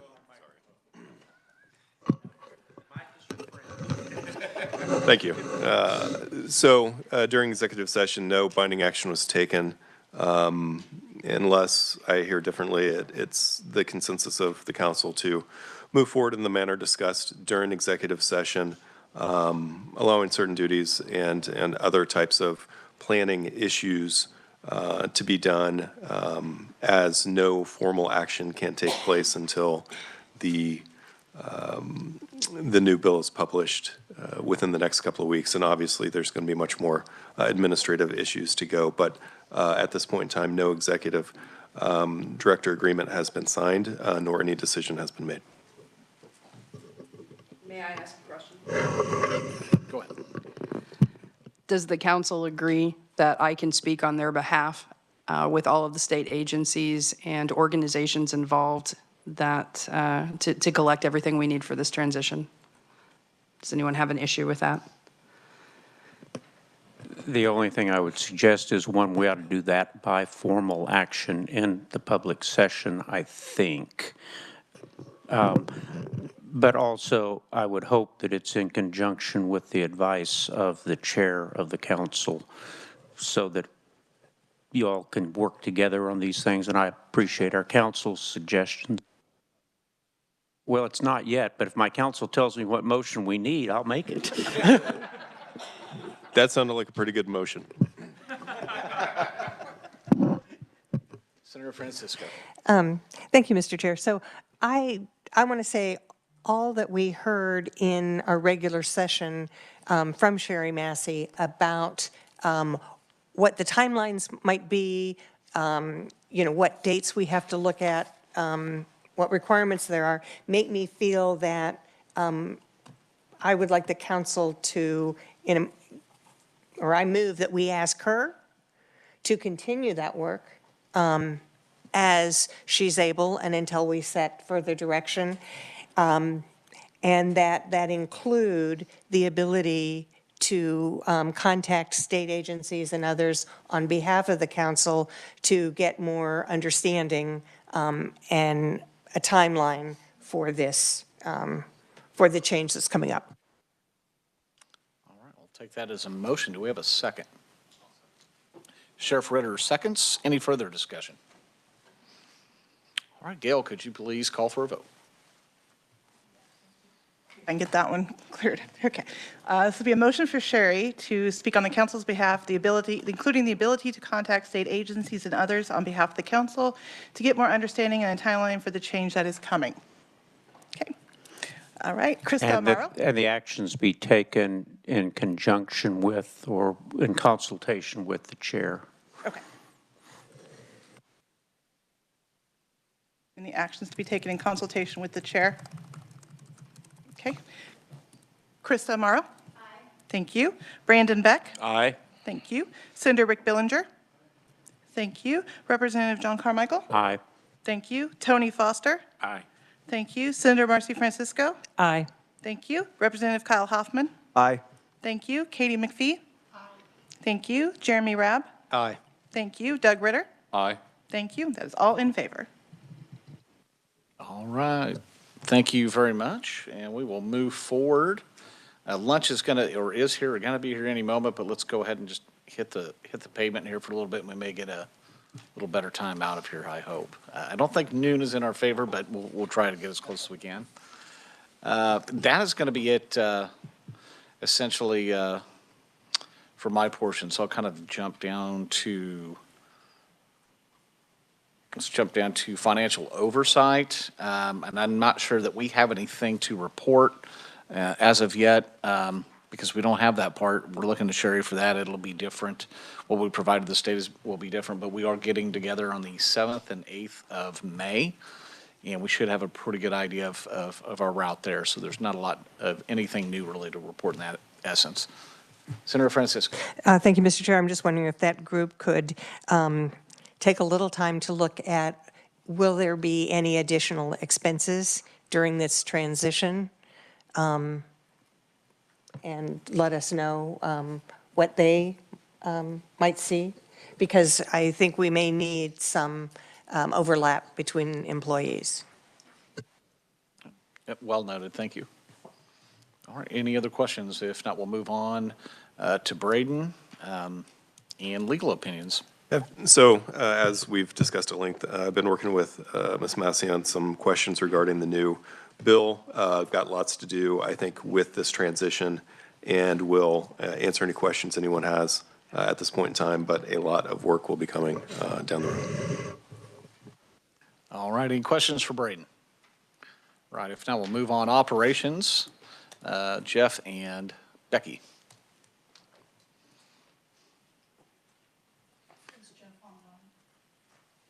Jeff, are you online?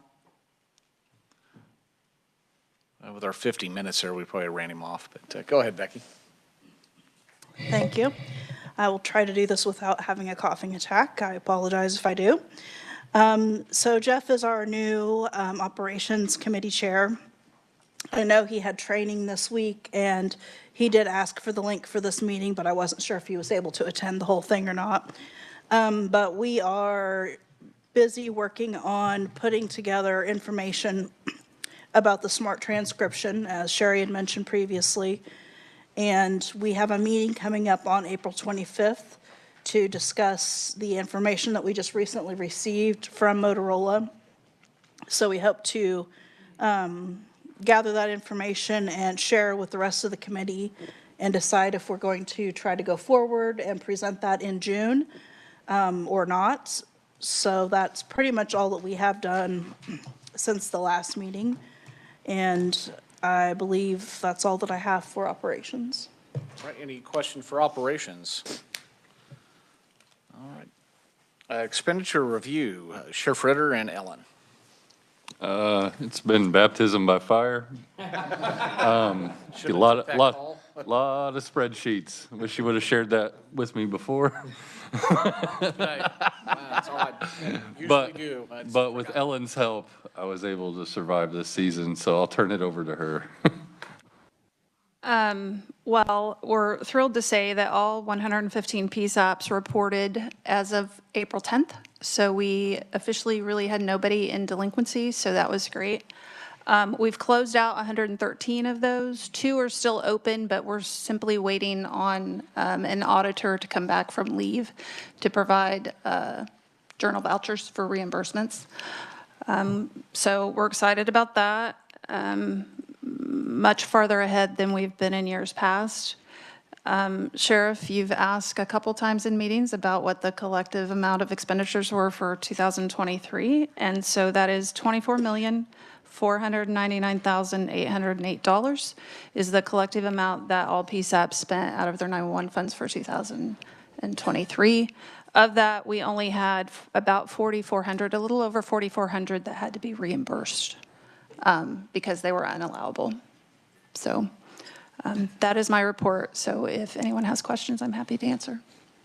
And if you can make a guess, that's a heck of a lift, as Sheriff Ritter mentioned, and Ellen and Becky have been beyond under the water for a while, but they've done an excellent job in getting that, and that's 2 years in a row that we've been done by before anyone was actually technically delinquent or having funds withheld. I think that's a great testament to their work and the hard work that they do, and continuation of their need, and because that by itself is 4 months, about 3 months of a lot of fun. And the number of calls they make to check on different things that have been done and get an explanation as to why it was coded as this or that, or a lot of people don't check a box or whatever. That's an all-day event for that time. So, in addition to other duties, so. just We to clarify appreciate that, but the members of the expenditure review committee should be applauded as well, because it is literally reviewing every single expenditure that was submitted. And that's all volunteer work that takes time away from the jobs that they do every day. So they spend a considerable amount of time, and it's been great to have Sheriff Ritter on board to You don't have take to over. say that. I know he's So, watching. on to next year. Yeah. All right. All right. Any further questions for ERC? All right, Policy Education Committee. I stand by the report that's been given, but I would add that the chair is open and vacant, and I think that we probably will have a decision on that fairly soon. Other than that, the only additional thing that I would add is that it's National 911 Education Month. So we have been trying to give some social media blasts or posts and graphics to support that initiative. But there is a report in your file if you have any questions. All right, thank you. Ken and Eileen, I have you up for GIS Committee if there's no questions for Michelle. All right, thank you. It'll be just a quick update. First, in full disclosure, Sherry, Eileen, Will, and I put together that report. My responsibility at the end is to email it to Scott, which I did not do, which is why it's not in your packet. But we will get that distributed, so apologies in advance. In terms of GIS data submissions, that continues to go really well. I think we're at 6.5 years now of 100% participation of our GIS data maintenance. So we really couldn't ask for more. We had 99 updates that passed QA submission and 8 no changes. So really good participation in that again, which is kind of the life's blood of geospatial call routing is current GIS data. The other big news for us, in addition to just hosting the portal and the toolbox and the things that we kind of do day in, day out, is the imagery program. Certex is our vendor. They were planning to acquire just half the state this year and then do the other half next year. We're roughly 83,000 square miles, so it takes a bit of time. We just got a report this week that they think they are going to complete the state. They've had good weather, good flying conditions. Some of the cold snaps that we've had here have slowed down the leaves on the trees, so that's been good for us.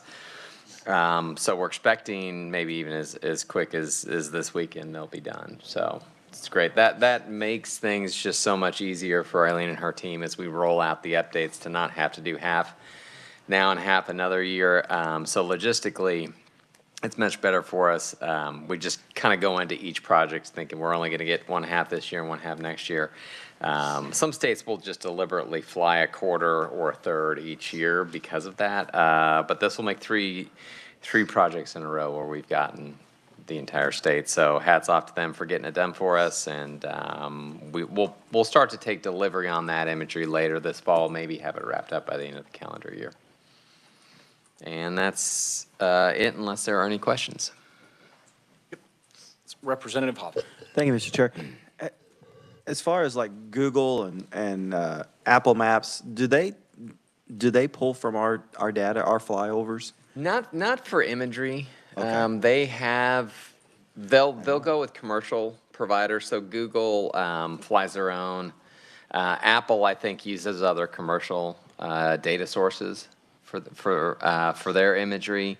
But they do, and we could speak to this maybe more next month or next meeting if we have time to talk a little more about just the broad perspective of GIS. But they do incorporate our geospatial data, the road center lines and the address points, and that's something that Eileen interacts with those companies. And the reason we do that is we want them to have that data, especially the more rural. They're not driving those vehicles down every road to capture and update their data. So the more we can push this authoritative current data into those frameworks, we kind of look at it as the citizen GIS system is Google Maps or Apple Maps in your pocket, and we want them to have that current data too. So it takes a bit of an effort, but we do contribute that way, but not specifically the imagery. Okay, well, great. I know they're getting better, you know, but we had this discussion years ago, I think, when we all started this, of how, you know, those maps are not real accurate sometimes, so. Yeah, we'd like to see that adoption happen more quickly, but there's at least that, there are processes in place now, and there's a dialogue, so I think we can improve from there. All right, any other questions for Ken? Eileen, anything for us? All right. I think everybody's hungry, that's what I'm. So now up to Sherry and Technology and Security Committee. So I am happy to report that we have the Paladin cybersecurity devices installed and configured and giving us the data that we are looking for on all 3 hosts. That was a little bit of an adventure for lots of reasons that I won't go into, but we are scheduled, Scott and I are scheduled to get the cyber benchmark report, the initial report of Secular's thoughts and kind of where our setup is at the beginning. We are scheduled to get that here in a couple of weeks. And so we will be giving a briefing on June 14th to the council on the state of that. We may have Secular come in, depending on whether that can be scheduled or not, to speak briefly on the matter. But we're very excited to have all that going on. And just to settle any concerns, we did not have problems because of cybersecurity issues. We had problems because of the number and complexity of the networks, and just trying to make sure that the reports are something that makes sense to us, to Secular, and will make sense to you as well, hopefully. There have been a couple of updates on Lightning, and I will just go into them right quick because we discussed them briefly at the last Technical Security Committee meeting. The big lift on Lightning, the big thing we have been waiting for is local map support, and they, Rapid Deploy, have submitted version 1.8 of Lightning to the Apple and Google Store. I do not know if they have been approved yet because I haven't checked today to see if they have been released. But 1.8 supports local maps. So those pilots who are using the data, as soon as we know that is out, we will be giving the pilots instructions on turning the local maps on so that they can use that data, which is just a huge benefit in my opinion. Also, Michelle and I gave a presentation on Radius and Lightning at the Traffic Safety Conference, KDOT's conference earlier this week, and I will tell you that we sort of expected that we would walk in there, and we had, there were 3 other sessions at the same time as ours, so we sort of expected to be talking to about half a dozen nerds, and that would be it. And the room was packed. It was packed, the AC was off, and they stayed late for lunch to ask us questions after the session. It was amazingly well attended, and a lot of attention, a lot of good ideas coming from a variety of state departments, or state agencies, sorry, about ways that they might be able to utilize Lightning to get data to first responders. So to me, just Lightning has a long view. It's hard, especially for our pilots who are using Lightning while it has few features and no data feeds from us now. But the long view on Lightning is a huge collaborative effort between agencies and data sources for first responders. And we got our first real clear vision of how other people saw that and other agencies saw that as well. So it may take some time, but it was a very hopeful meeting, and I was very excited to take it. But I believe that is all.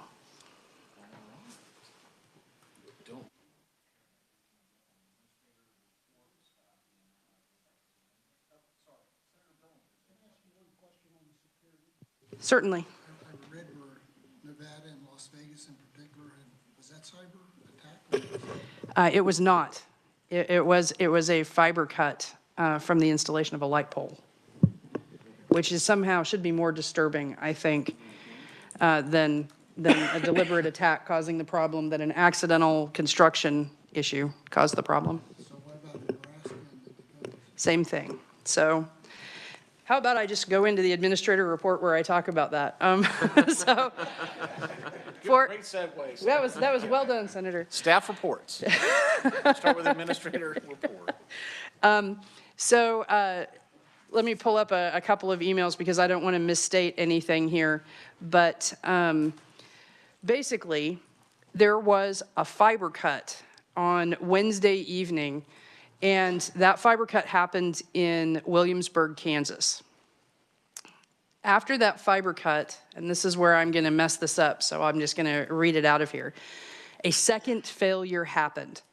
The second failure was a failed card that when the fiber cut happened and traffic was rerouted through the networks like it is, this doesn't have anything to do with us, but when traffic was rerouted, it ran into a failed card somewhere in the networking system between Piedmont, Oklahoma and Wichita, Kansas. So not even sure exactly where it was. We didn't get that information. And that card had to be replaced. With those two things down at the same time, one of the side effects of that whole situation was that CenturyLink's networking on the 911 side was not able to connect. CenturyLink provides 911 service just like AT&T does. CenturyLink, I don't remember the number of counties, but they had a small footprint in the approximately dozen county size, maybe a little bit more, in Kansas before we moved things over to the hosted solution, which moved everybody to AT&T. But South Dakota, for example, Nebraska, much bigger CenturyLink footprint for that kind of thing. So if they happen to be on that, that's why they had such a troubled situation. We had, for that particular event, two things happen. One, there was an issue with what is called a central office in the Topeka area, and that central office issue caused problems with the selective router. I'm not going to go into all of the details because I don't know them all, but basically calls that were routing through the selective router in that area and potentially in a couple of other areas because of traffic issues, default routed. They went to a PSAP, but they didn't necessarily go to the right PSAP. You guys might remember that I talked about a potential project to assist telephone companies to point directly to the points of interconnect rather than going through the selective routers, and this kind of thing is part of the reason why. That vulnerability of the selective router to that network impingement, it doesn't have the same kind of redundancy, it doesn't have the same kind of things going on. And fortunately, the calls went through, they just didn't get routed quite right. And then Russell County's PSAP actually went offline. No calls were lost. All the calls went to their backup site, but we are still looking into and still waiting for answers on the exact reason, but it is probably because Cox, who is the provider of their primary internet, Vive, the provider of their broadband backup, and the AT&T Mobility and FirstNet towers in that area, all because CenturyLink is, you know, the primary company that has stuff in the ground there, all cross that CenturyLink traffic at some point. Now, we're trying to find that, and we're trying to work with AT&T to get a solid answer on exactly how that might take place and if there's anything that we can do about it. There may be not. It may be, well, if you don't put dozens of miles of fiber in, there's nothing anybody can do because there's just not redundancy in that area quite like we thought. But when you go to 3 different providers, you kind of hope there won't be a place they cross, and it turns out the place they do cross is Williamsburg, Kansas. So, but like I said, for Kansas, this was not an outage. This was a service impacting event. All of the calls did get answered. We are not at this time aware of any of the cellular providers that lost calls before they got to our system, but we do know, and I'm going to bring up one more email just to make sure again that I state this properly. What we do know is that, for example, FirstNet has been reported to have had a couple of issues. FirstNet as a whole, the FirstNet network was not impacted, nor was the AT&T Mobility network. or any other provider network as a whole, but there could have been some towers that were isolated by the cut for the same reason that Russell was or anything else. Russell's FirstNet tower is actually fairly close to the town of Russell, and most likely at somewhere along the line gets some of its feed from that CenturyLink network that lost all of its signal. So, you know, each cell tower gets its internet feed from a different location, and as I'm sure you guys are aware and have heard us talk about before, that signal can ride over several different carriers before it gets where it's going.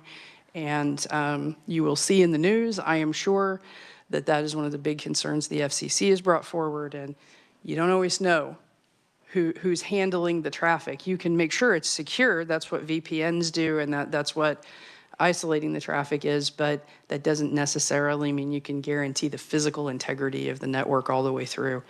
And when you lose fiber, you lose a lot. So we did. All right, any questions for Sherry? That's a lot. That's a very technical aspect. And it's interesting that fiber in there would take out multiple other states, but we weren't really as adversely affected as others Not at because all. of the base provider. So, but in my area, I had that base provider, AT&T, go completely out. We lost everything multiple times, but they have now replaced the But fiber. not your PSAP. Not this time, no. Nope, not this time. Yeah, in previous, so, yeah, it is redundant, but not 100%, depending on where the break is. I will say, just in case any of the council members did hear from, we had a couple of PSAPs report to us that they were down, and it turned out they were not actually. What happened was that all of their 911 calls were default routing to somebody else because of that selective router issue that I was talking about. So their services still worked, the hosted solution still worked, their connectivity was still there, but their calls were going elsewhere because of the problem at the central AT&T selective router location. That's why we're modernizing the whole thing, or trying to. Right. Yeah. And since the ASC project, it does seem that that has somehow stabilized this a little bit as Yes. well, in some of the outages. As far as I know, this is the first time we've seen a PSAP isolated by networking like that in what happened in Russell since ASC went live. I know a couple members might have questions for you later, but. Sure. All right, any further on that from you? Nope, just the only other issue I would bring forward is that I do still have the Eclipse proposal to talk about. But if anybody has any questions that they would have liked to have posed to Scott, I will do my best to answer them or tell you if you got to wait for him. Right, EMDTC update, I think we've kind of updated on, or we need a little update there. The EMDTC is currently being built. We just took a meeting earlier this week and have another one next week on the wiring design, just trying to make sure that we can both support the very complex workstation positions that we have and make sure that the telecommunicators that might use it have a place to put their feet. As you guys can imagine, inside an RV, that's a little tough. And we were just discussing the other day, it's like, how much can we hang on the wall and how much legroom does that give? We don't want this to be like a small plane flight or something. We want it to be a little bit more comfortable than that. So, but the box is on. It is not permanently attached because they still do have the wiring to run, but we're working through that wiring design and trying to make sure that, like I said, livability and technical capability go hand in hand. All right, and I think just the only thing I would have to add to that is having just had an odd conversation about the MDTC and connectivity and outages, and since that project started, there's been multiple changes, so we could add, up to 5 different SIM cards for 5 different levels of connectivity with disparate connections. That way, if AT&T is entirely out, we don't want to back up with AT&T, and vice versa. So that could be potentially other providers. I won't name them, but ain't good. Just as a way, no matter where we take it, hopefully it works, no matter what's out or what's happened in the area, and not just depending on one entity to provide that that data feed that's so important. So, all right. Anything else, Sherry? No. All right. Technical specialist, Sherry, I got you back up, and then I have Michelle up next. So on the, now that the administrator report has gone through, I would say that for the technical specialist report, all I can tell you is that the ASE migration project, which we were just talking about, is down to probably 2. I say probably because Morton County went live on ASE on Wednesday. Gray County was supposed to go live on ASE on Thursday. I just have not had the opportunity to check in with Cindy McVeigh and make sure that that happened without a hitch. We are still waiting on Wilson and the Prairie Band Potawatomi Nation, but that has to do with other circuit delays and just trying to do as much as we can to get those moving and get them connected, but that is it. Everybody else is on 3 forms of network redundancy with their initial ASE network, their broadband backup, and FirstNet LTE. So those final 2 are operating off of 2 AVPN and then their LTE. So we'll get them as soon as we can. Then finally, I meant when I spoke about lightning and I talked about the presentation at the Transportation Safety Conference or the Traffic Safety Conference, as a part of that, we were able to meet in person with the KDOT team that's in charge of the highway camera system. And so we were able to have a good conversation about the Skyline project and about the steps that we need to have to go forward. The compatibility between KDOT's system and the Skyline system. I don't want to say they're not compatible. They are compatible, but they're not compatible where everybody would prefer for the connection to be. So we're looking at alternative technical workarounds. So we had a good discussion about that there and have already had a meeting from that discussion to kind of work that out. So. Go ahead, sir. I'm sorry for my ignorance. What is Skyline? Oh, my apologies. Skyline is the name of the camera aggregator for Lightning. So the camera systems to go into the Lightning app go through Skyline. I apologize. I'm on track now. Thank you. You're welcome. We need to probably circle back to Eclipse and talk about that. Okay. I think timeline-wise, it's going to put you all in quite a lift if we don't get that kind of a decision there. That's true. Do you want to do it before lunch? Yep, let's do that, and then. Okay. And if everyone, we may want to vote on that, and that way we've got everyone here still, and then you can box lunch away if you need to leave or whatever, and we can finish up. So you should, in your handouts that were mailed to you or emailed to you, you have a council brief, the MIS application replacement. That was a knowledge dump of this project. I also asked that it be printed and handed to you today so that we could talk about it. There has been a good bit of work that has gone into review of Eclipse. So Eclipse was originally presented as a demonstration by Rapid Deploy at Admin Day last year. That would be last May. And there was a great deal of interest expressed by the PSAP administrators who attended in seeing more about that application and considering it as a replacement for ECATS, the MIS application that is currently a part of the call handling solution contract. So over time, there has been a lot of research done. We have taken several demos. We have done surveys of the PSAPs.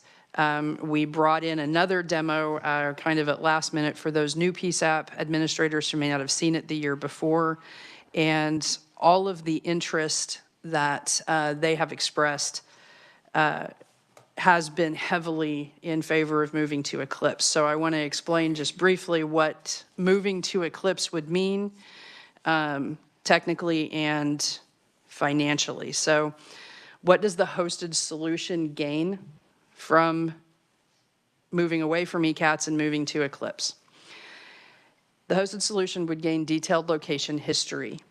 Right now, when telecommunicators or administrators go into the system and they look at wireless calls in ECATS, they only see the last location update that was received by the system.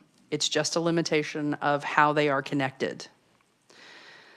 Because of the fact that Eclipse gets data not just from the phone system itself, but also from the Rapid Deploy application, the detailed call history, including all of the location updates, whether they came through the traditional 911 system through phase 2 updates, or whether they came through Apple and Google, that entire history of location would be there. This matters a lot. We have issues, especially in some of our more rural areas, where we have reports from PSAPs that there are providers whose location information is not coming in very good. But we can't prove that because we don't have a nice long history. We can only request that history single call by single call. We need statistical information to prove it. Additionally, the PSAPs need to be able to produce little things like, a map of calls. And that's not always the easiest thing to do with ECATS because that last location can be the location of the tower. The last thing the last thing the system hears may be the location of the tower. Rapid Deploy is throwing that out and not even showing it to the PSAPs because they have better information coming from Apple and Google. But when you go back into your MIS, you can be seeing that tower location, and now you know nothing about where that call actually took place, at least not from that source. It also has a more modern and intuitive interface. This is probably why the PSAPs are very excited by the original demo and continue to be. It has more accessible training in that it has training that they can just log on and take rather than right now it has to be scheduled with ECATS and a time arranged. Rapid Deploy is rather famously more responsive to feature requests and support requests related to new features or to handling these things. It's just our relationship with the company has been good along that line. And one of the limitations, this is just a personal statement, one of the limitations of ECATS is that everything you pull out of it, you get PSAP by PSAP. So the best example I can give is if I ask ECATS, what was the busiest 10 minutes on our system? It's going to tell me the busiest 10 minutes at Anderson, the busiest 10 minutes at Allen, the busiest 10 minutes at Barber, I don't care. I want to know system-wide what was our busiest 10 minutes, and I literally cannot get that under what we have now. Eclipse, it was designed for the idea of being able to handle information at a state level, and in one of the demonstrations, they got permission from Arizona, who handles a statewide system, to show Arizona's data so that we could see a statewide cut, how it would work. It would be nice. So those are the immediate benefits we see from Eclipse. And in the future, this is Rapid Deploy's roadmap for Eclipse, that it become a single interface for retrieving all call-associated data, downloading, for example, the video from video calls, getting the telematics details that might have come in, and any other data that feeds through the Radius application would eventually be available in Eclipse. And similarly, data that has fed through to Lightning would be available in Eclipse, along with potentially things like login history for responders and perhaps location breadcrumbs on incidents, things like that. So a lot of good stuff. There's a lot of technical reasons that Eclipse is a good idea. So why right now and why in a rush?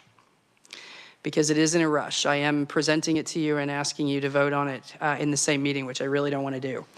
But as part of the research that I did to prepare for the discussion of the impacts of the legislation, I asked AT&T to look at what it would look like to switch this out. ECATS is not something we write a check for. It is baked into the check we write for call handling.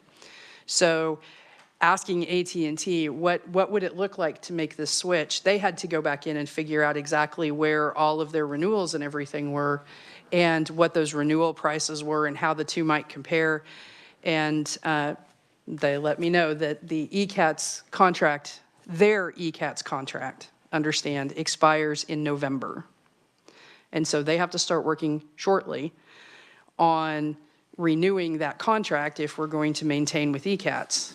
Well, that's a fiscal obligation they're not just going to swallow if we decide a month later that we're going to change, right? We're going to have to pay some sort of penalty if they have renegotiated that contract and already entered into it. So the two applications are very close in cost, so close that it will not be a change to our call handling. It's within just a couple $1,000s of each other on AT&T's side. We don't really have to care about that because, again, it's just part of that call handling. But this is presuming that we make a decision and complete contracts and everything before that ECATS renewal. So there are a couple of things to take a look at. There is a burden to the council for the implementation. First of all, you're going to have to run Eclipse and ECATS in tandem for a little while. So you're paying for ECATS through the call handling and have to write a check for the Eclipse cost for that 6-month period while the two are running simultaneously. There's also potentially a small cost for data conversion to get the data that is currently in ECATS moved over into Eclipse. So I have on here the implementation costs of $271,000. That's the top end expectation of the costs for that transition if the council would choose to approve it. I did put a note on here about a potential risk, and it has to do with timing. So one of our big concerns, of course, is that the PSAPs not lose any functionality. And a couple of the PSAPs, as well as the council, have actually paid ECATS in the past for custom reports. These custom reports are very specific.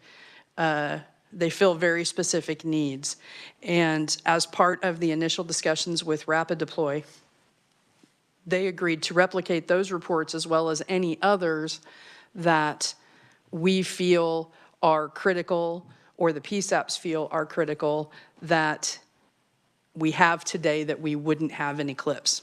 So there is a staff lift to be able to review those reports once Eclipse is on, check and see if Eclipse meets our needs in those areas, and if not, then to get with Rapid Deploy about creating those reports so that they are available in November when ECATS would turn off.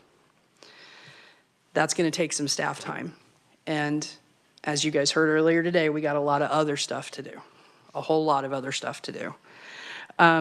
So if we were to get to the point where the council had approved Eclipse and we started going forward, but the staff did not have time to deal with those reports, the council would end up in a position to either have to say, okay, the PSAPs are just going to have to do without them for a little while, or go ahead and renew ECATS for another year, which is $500,000. So I wanted you to be aware that potential was there. I personally have concerns that if the decision on Eclipse has to wait until June, that the time period that the PSAPs may have to go without reports they want could happen. We need this additional time, in my opinion, to get this done. So that's why I am presenting it to you quick rather than presenting and then asking you to think about it for a while. And then at the very bottom, I listed out what our request is, that you take one of two actions, that if you are satisfied that moving to Eclipse is the proper action, I've got a sample motion there for you. And if you are not satisfied, that you explain to us what you need to know so that we can bring it back to you in June.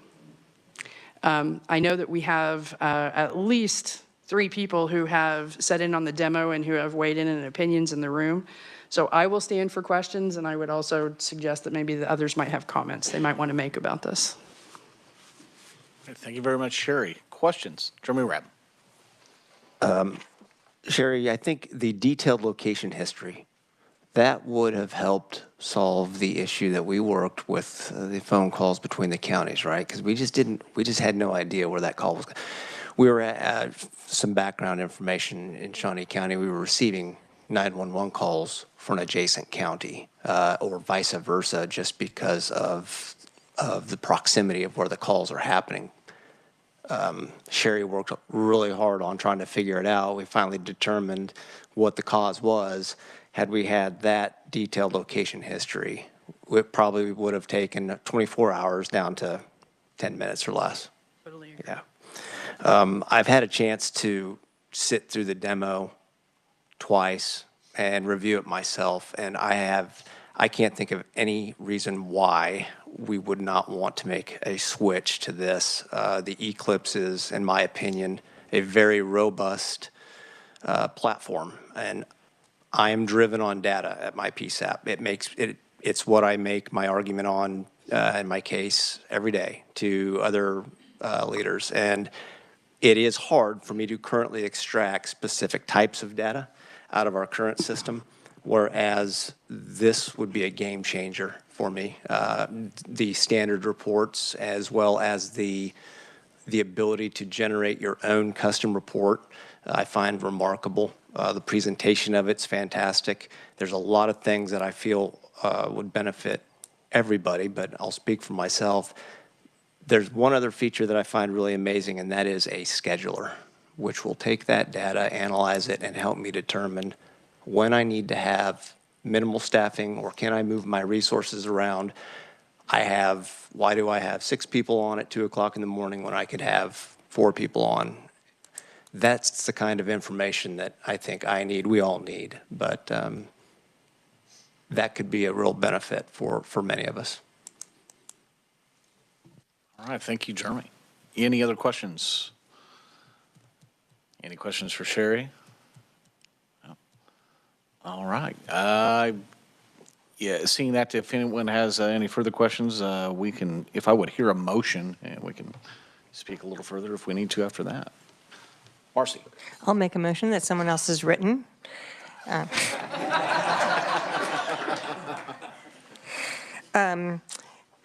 I move the council replace ECATS, the current MIS application, in the hosted solution with Eclipse Analytics for a one-time project implementation cost that shall not exceed, and I'm going to change it here, $275,000. All right, I have a motion. Do I have a second? I'll second. Tony Foster seconds. Any further discussion? Question, why 275 when they only want 271? I don't want to have to come back because I know how important the time frame is. It seems to me like if it's 271, it's 271, it's not 275. This is, we're asking them to implement this. This is what, I mean, I'm happy to go back to 271, but this is a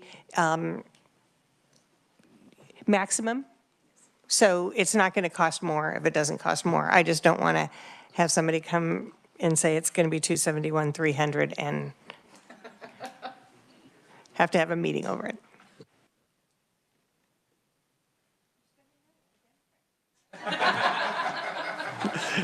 Any further, Mr. Billinger? No. All right, we have a motion and a second. Any further discussion? All right, Gail, would you please call for a vote? We have you wanted to leave it at 275? Okay. We have a motion to replace ECATS, the current MIS application, in the hosted solution with Eclipse Analytics for a one-time project implementation cost that shall not exceed $275,000. Krista Amaro. Aye. Thank you. Brandon Beck. Aye. Thank you. Senator Rick Billinger. Nope. Okay. Representative John Carmichael. Aye. Thank you. Tony Foster. Aye. Thank you. Senator Marcy Francisco. Aye. Thank you. Representative Kyle Hoffman. Aye. Thank you. Katie McPhee. Aye. Thank you. Jeremy Rabb. Aye. Thank you. Doug Ritter. Aye. Thank you. That is 9 aye, 1 nay. All righty, thank you very much.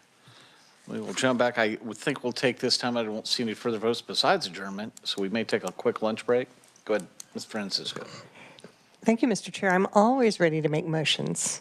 So could we skip to new business if some people will have to leave? And so I would like to follow up on a discussion we had earlier today about the bonds and when they might come due. are mature. And so I would make a motion that the council, based on the transition to the state board, not implement our policy that when bonds come due to immediately reinvest them in a bond. If there's better language, I would appreciate. Is it possible, and this is a question for Braden and Kathy both, but is it possible for the council to just have a motion to cancel the investment policy and direct all funds into money markets?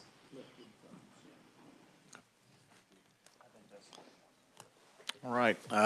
Any further discussion there? All right, do we have a motion? Well, the motion then would be, as Sherry stated, that the council cancel its policy and direct all maturing bond funds to our money market account. All right, we have a motion. Do we have a second? Representative Hoffman seconds. Any further discussion? All right, Gail, please call for a vote. All right, motion for the council to cancel its policy and direct all maturing bond funds to the money market account. Krista Amaro? Aye. Thank you. Brandon Beck? Aye. Thank you. Senator Rick Billinger? Thank you. Representative John Carmichael? Aye. Thank you. Tony Foster? Aye. Thank you. Senator Marcy Francisco? Aye. Thank you. Representative Kyle Hoffman? Aye. Thank you. Katie McPhee? Thank you. Jeremy Rabb? Thank you. Doug Ritter? Aye. Thank you. All in favor? All righty, thank you very much, Gail. I'm just taking a look at the agenda. I've got a little better idea. I think there is written reports. Staff did provide, they're a little limited. I don't want to cut you guys off if there's anything important we haven't discussed that you guys want to put forward. Go ahead, Michelle. I just wanted to remind everybody of the statement of substantial interest that we all have to do between now and the 30th, just as a gentle reminder. And I would like to thank in advance all of our legislators for attending Admin Day. And can you just remind your friendly legislator so I can double check my calendar right now? What day that is? May 7th. May 14th. Okay. We don't know. Just for information, we would do the, in the meeting maker I sent you guys, there's a 11 o'clock time specific for your specific session. We go to lunch and then we move right into what does that kind of mean, a little bit deeper dive into the legislation itself. So if you want to stay through, that would be, but you're welcome the entire event. Social the night before, the whole day, but. I have it on my calendar unless the state's backup should fail. Thank you. All right. Randall, did you have anything for us?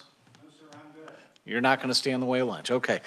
New business to further that next council meeting will be 9 a.m. June 14th, 2024 here. Unless that changes, and if that does, the place, we will let you know. This was an unscheduled in-person event, but depending, maybe we will schedule that June 1 to let everyone stay home and take this over the waves. Any other new business anyone has? All right, I would take a motion for adjournment and lunch, if anyone would like to make that motion. Senator Francisco. I move we adjourn. A second. I'll second. Krista Morrow seconds. We are adjourned. Thank you, everyone. Have a safe trip home.